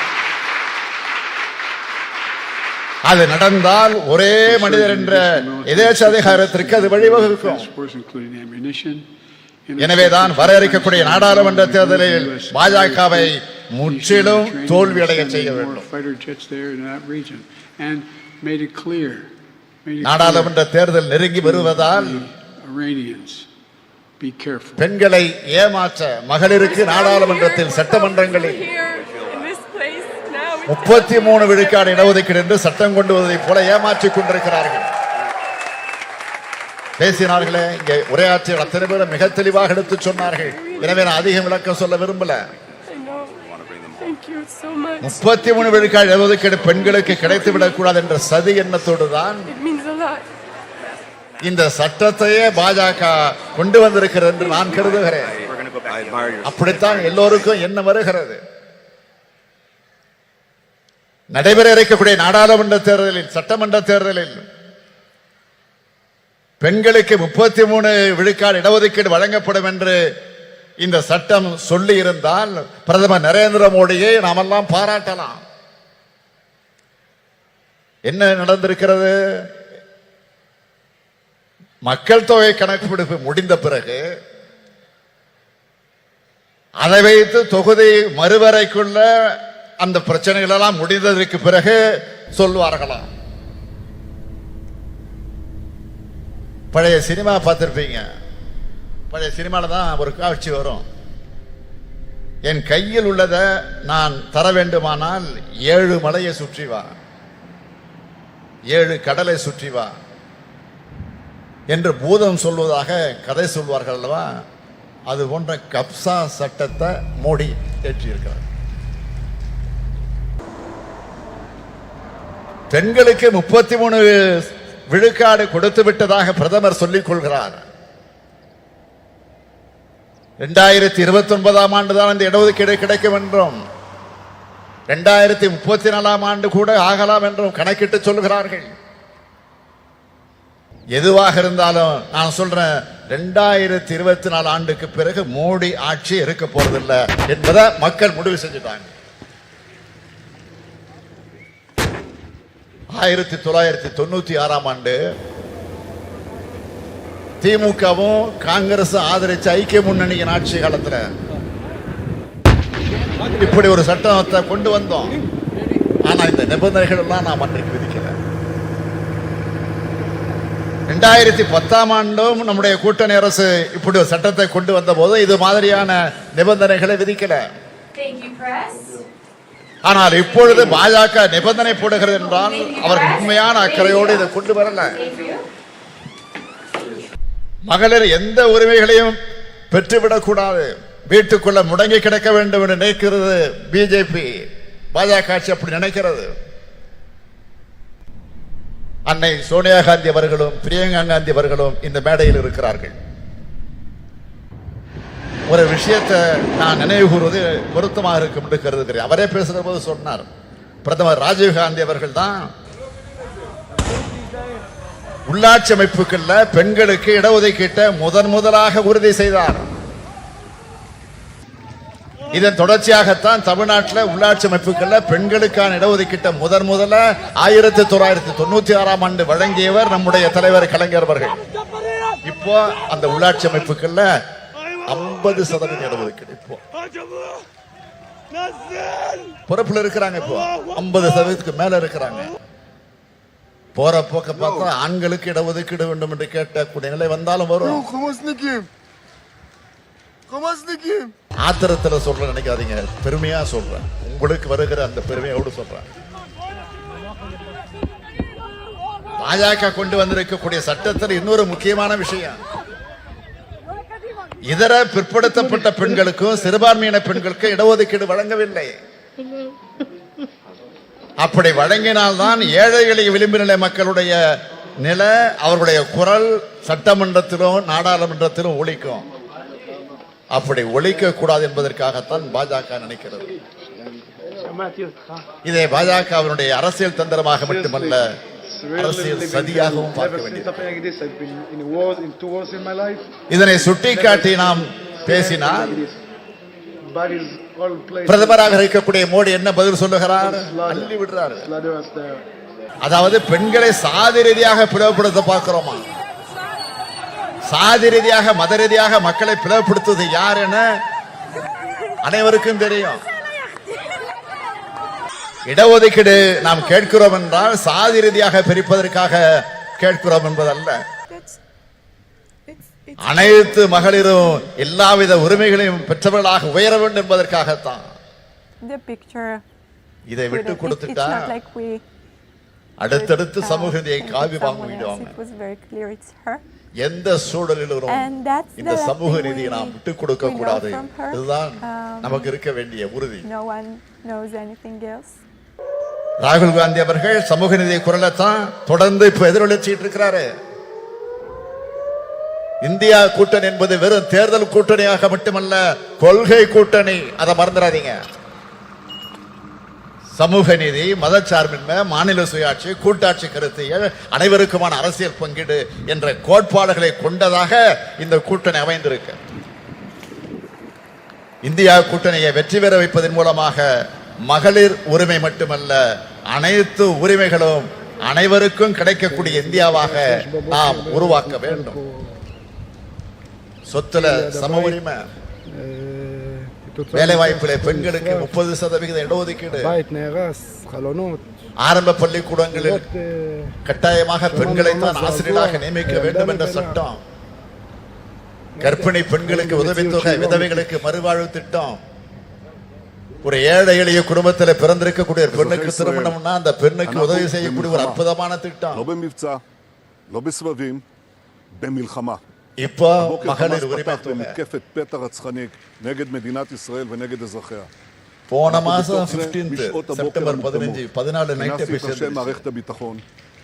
இந்த மாசம் 15 வரப்போகுது. 14 நைட்டே வந்து மாதம் மாதம் 1000 ரூபாய் உதவித்தொகை. பெண்களே, உங்களுக்கு இருக்கக்கூடிய உரிமை தொகை மறந்துடாதீங்க. பேருந்துகள்ல விடியல் பயணம், பெண் அர்ச்சகர்கள், ஓதுவார்கள் நியமனம், இப்படி தமிழ்நாட்டு பெண்களுக்கு பல்வேறு திட்டங்களை நாம் செயல்படுத்தி காட்டுகிறோம்னா இதுதான் திராவிட மாடல் ஆட்சியுடைய கொள்கைகள். இந்தியா முழுமைக்கும் பரவும் மகளிர் உரிமை பெற்ற நாளாக நிச்சயம் அமையும். அதற்கான அடித்தளத்தை உருவாக்கக்கூடிய இந்த மாநாட்டை நடத்தி காட்டி இருக்கக்கூடிய என்னுடைய அருமை தங்கை கனிமொழிக்கும் அவருக்கு துணை நின்ற மகளிரணிக்கும் என்னுடைய வாழ்த்துக்கள், பாராட்டுக்கள். வாழ்க வாழ்க இந்தியா, வாழ்க இந்தியா கூட்டணி வெல்க. நன்றி, விடைபெறுகிறேன். வணக்கம். வரலாற்று மாநாடு மகளிர் உரிமை மாநாட்டில் தலைமையுரையாற்றிமைக்கு மாண்புமிகு தமிழ்நாடு முதலமைச்சர் அவர்களுக்கு மனமார்ந்த நன்றியினை தெரிவித்துக் கொள்கிறோம். திராவிட முன்னேற்ற கழக மகளிர் தொண்டர் அணி செயலாளர் திருமிகு நாமக்கல் ராணி அவர்களை நன்றியுரையாற்ற அன்புடன் அழைக்கிறோம். தமிழினத்தின் ஒப்பற்ற தலைவர் கலைஞர் அவர்களின் நூற்றாண்டு விழாவை முன்னிட்டு மகளிர் அணி நடத்தும் மகளிர் உரிமை மாநாட்டிற்கு வரவேற்புரையாற்றிய மகளிர் அணி செயலாளர் ஹெலன் டேவிட்டன் அவர்களுக்கும், அண்ணா பிறந்த நாள் செப்டம்பர் 15ஆம் தேதியன்று கலைஞரின் உரிமை தொகை ரூபாய் 1000 மட்டும் வழங்கியது மட்டுமல்லாமல், வாருங்கள் உங்களுக்கான உரிமை மாநாடு என்று மாநாட்டிற்கு நம்மளை எல்லாம் இங்கு அழைத்து விழா பேருரையாற்றிய கழக தலைவர் தமிழக முதல்வர் தளபதியார் அவர்களுக்கும் மகளிர் அணியின் சார்பாக நன்றி கலந்த வணக்கத்தை தெரிவித்துக் கொண்டு, இந்திய கூட்டணி பெண் தலைவர்களை அழைத்து மிக சிறப்பான மாநாட்டை ஏற்பாடு செய்து முன்னிலை வகிக்கும் கழகத்தின் துணை பொதுச் செயலாளர் அன்பு அக்கா கனிமொழி MP அவர்களுக்கும் மகளிர் அணியின் சார்பாக நன்றி கலந்த வணக்கத்தை தெரிவித்துக் கொண்டு, மாநாட்டு விழா பேருரையாற்றிய அகில இந்திய காங்கிரஸ் கட்சியின் மூத்த தலைவர் திருமதி சோனியா காந்தி அம்மையார் அவர்களுக்கும் நெஞ்சார்ந்த மகளிர் அணியின் சார்பாக நன்றி கலந்த வணக்கத்தை தெரிவித்துக் கொண்டு, இந்த கூட்டத்தில் கலந்து கொண்டுள்ள இந்திய கூட்டணி பெண் தலைவர்கள் அனைவருக்கும் மகளிர் அணியின் சார்பாக வணக்கத்தை மீண்டும் தெரிவித்துக் கொண்டு, கழகத்தின் பொதுச் செயலாளர், கழகத்தின் பொருளாளர், முதன்மை செயலாளர், துணை பொதுச் செயலாளர்கள், கழகத்தின் அமைச்சர் பெருமக்கள், சட்டமன்ற உறுப்பினர்கள் மற்றும் இந்த நிகழ்ச்சி சிறப்பாக ஏற்பாடு செய்த அமைச்சர் மா சுப்பிரமணியம் அவர்களுக்கும், தாமு அன்பரசு அவர்களுக்கும் மற்றும் சட்டமன்ற உறுப்பினர் அனைவருக்கும் மகளிரின் சார்பாக நன்றி கலந்த வணக்கத்தை தெரிவித்துக் கொள்கிறேன். طلع صفقة ابيض اللي ما تهيد طيب يرفع راسي هنيئا له الشهاده.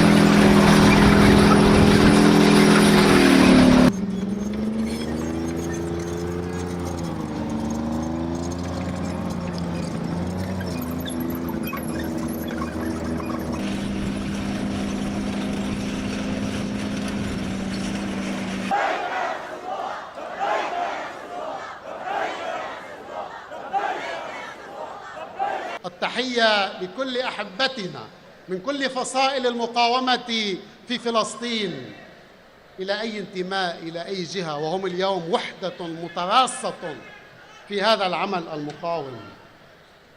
نقول لهؤلاء: الأمة معكم، قلوبنا معكم، عقولنا معكم، أرواحنا معكم، تاريخنا وبنادقنا وصواريخنا معكم، وكل ما عندنا معكم، لأننا نحن المقاومة التي وجدت في الأصل من أجلكم ومن أجل فلسطين والقدس.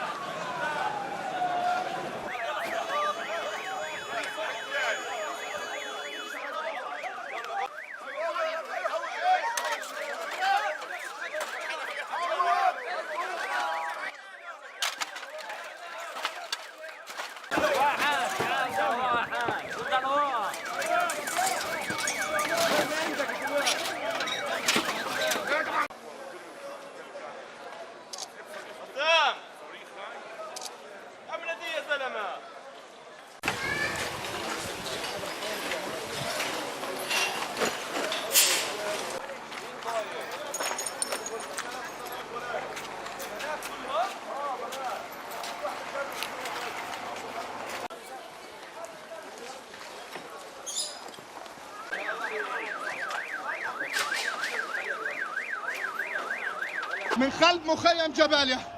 نحن الآن في مفترق الترانس في مخيم جباليا، وهذا هو المشهد. شهداء بالعشرات وجرحى. هذا هو ما يحدث الآن في غزة. המעברים סגורים ברצועה. אין חשמל ברצועה.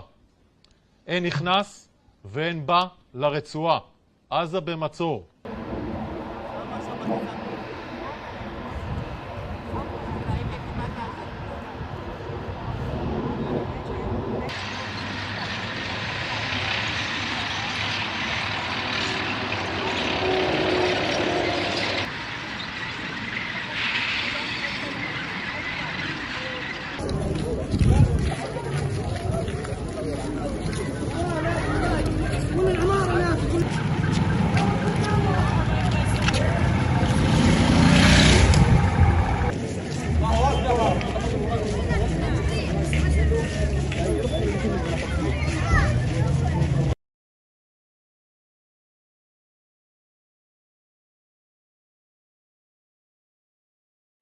את הזוועות שחמאס ביצע לא ראינו מאז זוועות דאעש. ילדים כפותים שהוצאו להורג עם שאר בני משפחותיהם, צעירים וצעירות שנורו בגבם, הוצאו להורג, ועוד זוועות שאני לא אתאר כאן. אנחנו ידענו תמיד מי זה החמאס. עכשיו כל העולם יודע. חמאס זה דאעש. ונכריע אותו בדיוק כפי שהעולם הנאור הכריע את דאעש. האויב הנאלח הזה רצה מלחמה, הוא יקבל מלחמה. ومن هذه الساعة نعلن بأن كل استهداف لأبناء شعبنا الآمنين في بيوتهم دون سابق إنذار سنقابله آسفين بإعدام رهينة من رهائن العدو المدنيين لدينا، وسنبث ذلك مضطرين بالصوت والصورة. وإننا إذ نعلن عن هذا القرار لنحمل أمام العالم العدو الصهيوني وقيادته مسؤولية هذا القرار.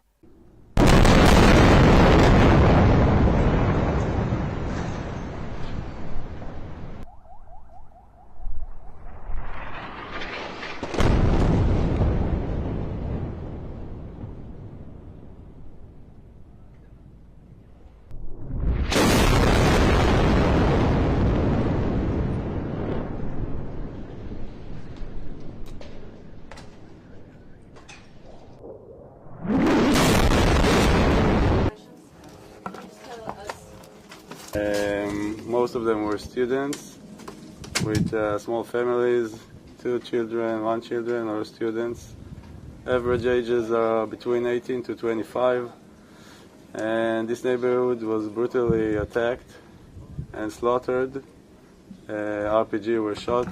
They burned everything and make sure that no one gets out of here alive. And you can see the brutality and see for yourself.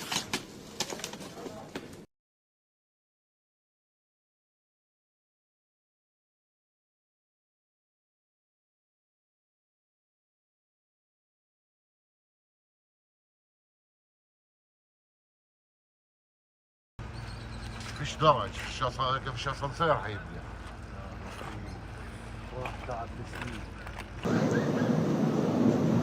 كرة نار طلعت نفس المكان.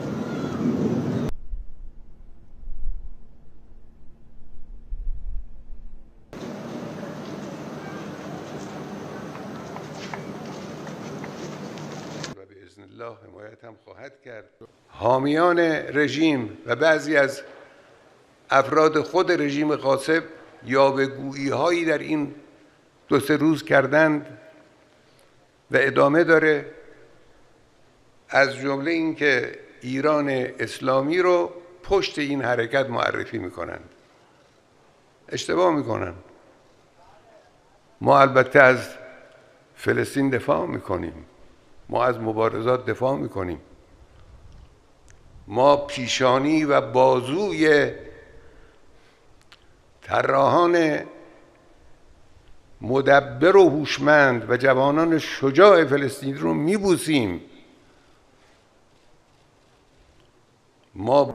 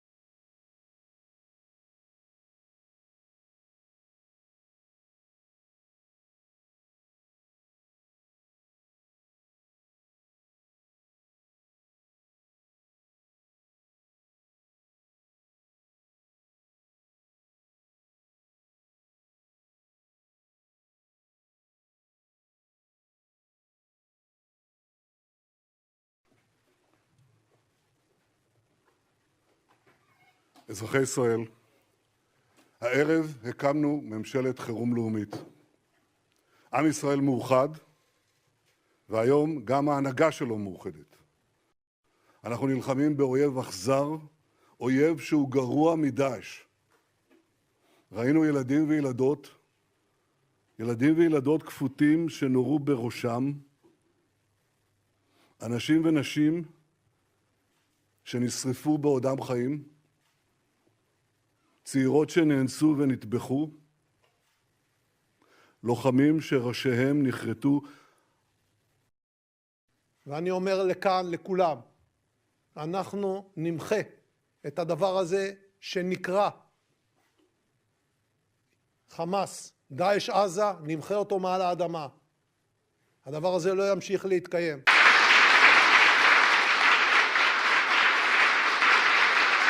We're surging additional military assistance to the Israeli Defense Force, including ammunition, interceptors to replenish the Iron Dome, and we've moved the U.S. carrier fleet to the Eastern Mediterranean, and we're sending more fighter jets there in that region, and made it clear to the Iranians, be careful. We're strong here, we're powerful here, in this place, now in Tel Aviv and everywhere.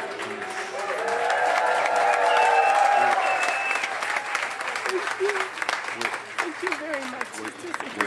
We're thinking of them and trying to do everything we can. I know. We want to bring them home. Thank you so much for being here. And I'm so speaking sorry to you me. have to go through this. It means a lot. Thank you so much. Thank you. We're going to go back. I admire your strength.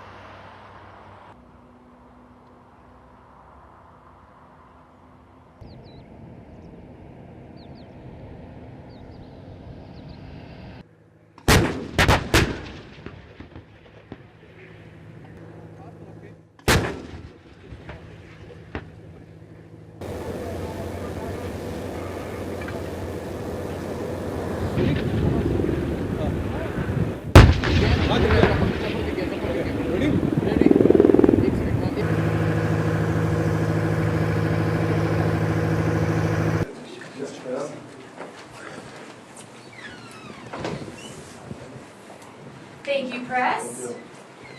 Thank you. Mr. Secretary, what will you Thank you, press. Thank you. Thank you.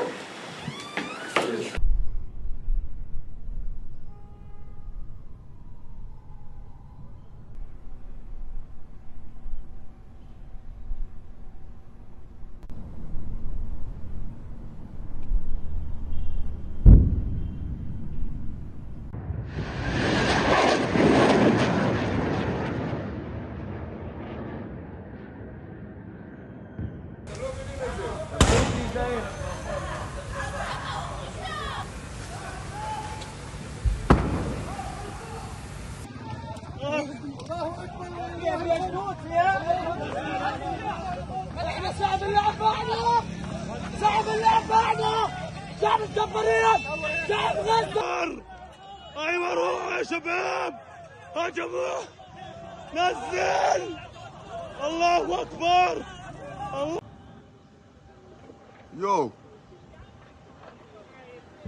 יו, חמאסניקים! חמאסניקים!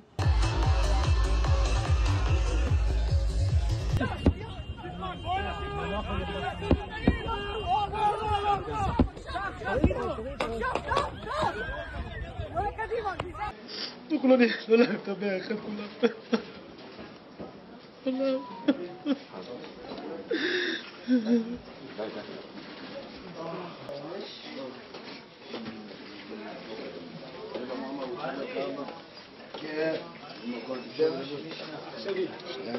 שמעתי אותך. Seriously, it's really living hell. Never seen something like this. I've been in two wars in my life, and never seen anything like this. Bodies all places for the slaughter. They slaughter us there.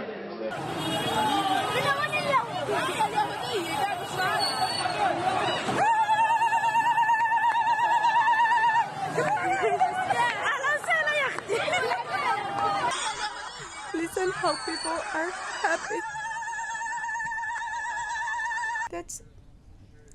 It's horrible to understand that people can be that cruel. The picture couldn't, it's not like we could think it's someone else. It was very clear it's her. And that's the last thing we know from her. No one knows anything else.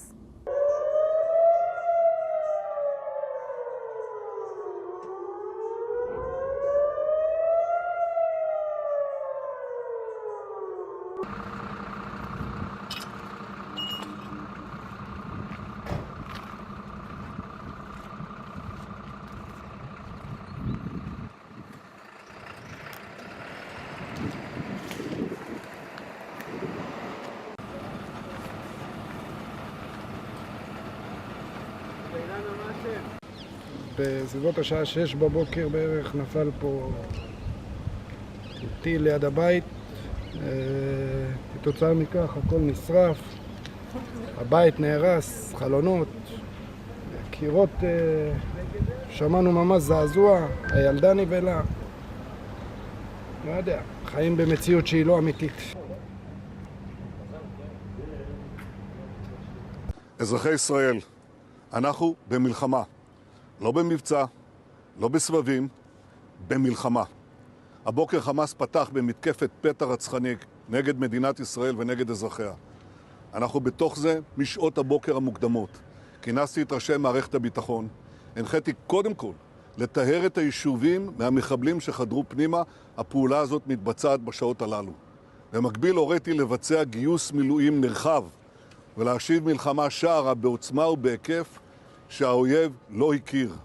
האויב ישלם מחיר שהוא לא ידע כמותו. אני קורא בינתיים לכל אזרחי ישראל להישמע בקפדנות להנחיות הצבא, להנחיות פיקוד העורף. אנחנו במלחמה ואנחנו ננצח בה.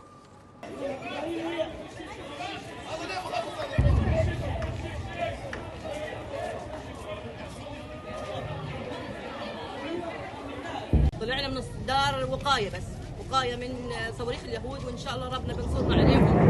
عذبونا كثير وإن شاء الله الدار عليهم إن شاء الله دائرة السوء عليهم إن شاء الله بإذن الله اليوم. إن شاء الله النصر للمسلمين، إن شاء الله النصر لفلسطين، إن شاء الله بترجع القدس، إن شاء الله بإذن الله النصر بين عينينا بإذن الله. ومهما عملوا فينا بإذن الله إن شاء الله منصورين ومش هيقدروا علينا. طب أنت شربت من دارك يا حج يعني خايف؟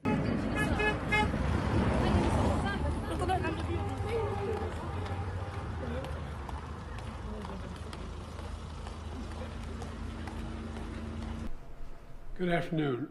Today, the people of Israel are under attack, orchestrated by a terrorist organization, Hamas. In this moment of tragedy, I want to say to them and to the world and to terrorists everywhere that the United States stands with Israel. We will not ever fail to have their back.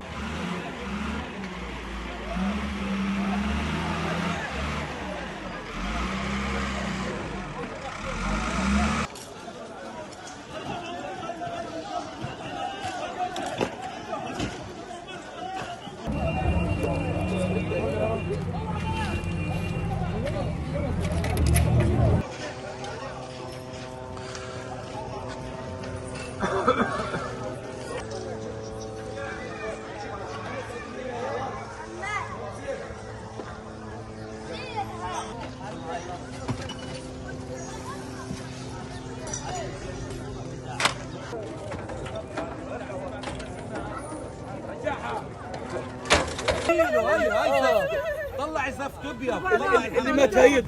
طيب يستاهل يرفع راسي هنيئا له الشهاده.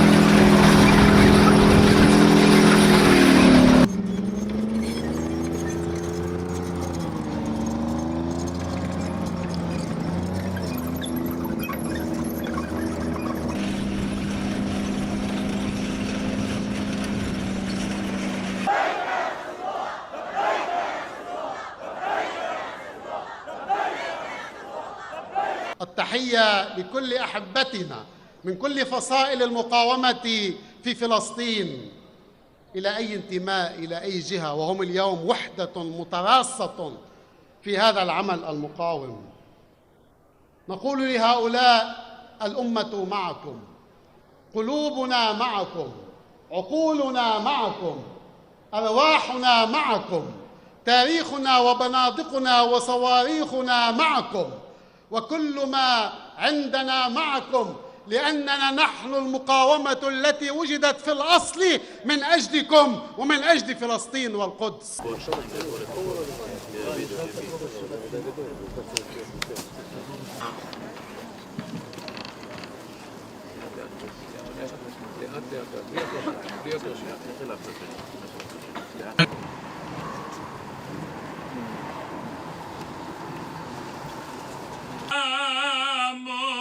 גיבורים בהגנה. טנק! יש! טנק! יש! טנק! יש!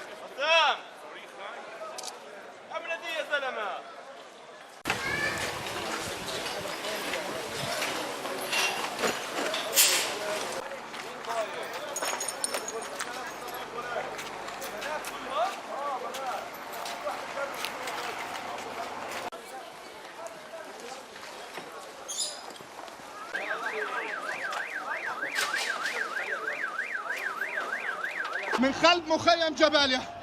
نحن الآن في مفترق الترانس في مخيم جباليا، وهذا هو المشهد. شهداء بالعشرات وجرحى. هذا هو ما يحدث الآن في غزة. המעברים סגורים ברצועה.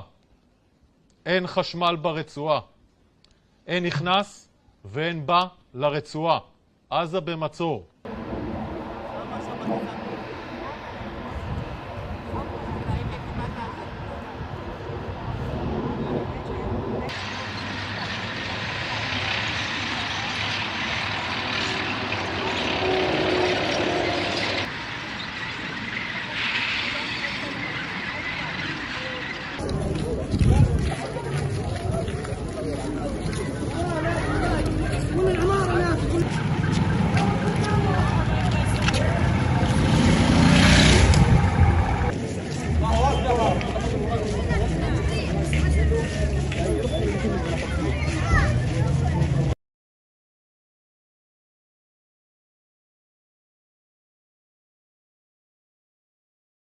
את הזוועות שחמאס ביצע לא ראינו מאז זוועות דאעש. ילדים כפותים שהוצאו להורג עם שאר בני משפחותיהם, צעירים וצעירות שנורו בגבם, הוצאו להורג, ועוד זוועות שאני לא אתאר כאן. אנחנו ידענו תמיד מי זה החמאס. עכשיו כל העולם יודע. חמאס זה דאעש. ונכריע אותו בדיוק כפי שהעולם הנאור הכריע את דאעש. האויב הנאלח הזה רצה מלחמה, ويكبل ملחמה. ومن هذه الساعة نعلن بأن كل استهداف لأبناء شعبنا الآمنين في بيوتهم دون سابق إنذار سنقابله آسفين بإعدام رهينة من رهائن العدو المدنيين لدينا، وسنبث ذلك مضطرين بالصوت والصورة. وإننا إذ نعلن عن هذا القرار لنحمل أمام العالم العدو الصهيوني وقيادته مسؤولية هذا القرار.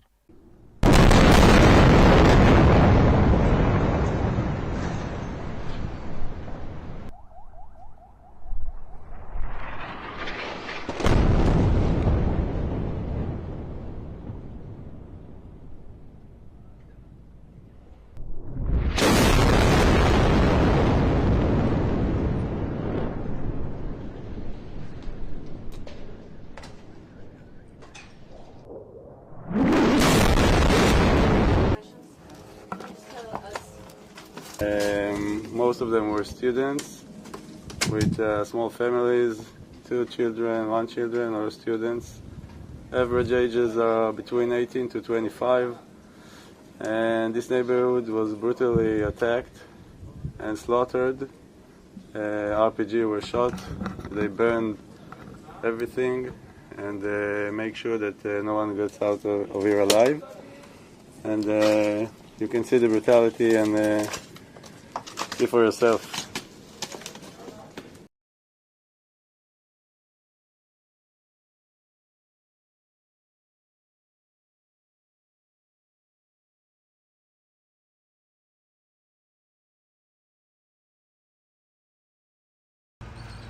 فيش درج، فيش اسانسير حيبني. واحد قاعد بسنين. كرة نار طلعت نفس المكان.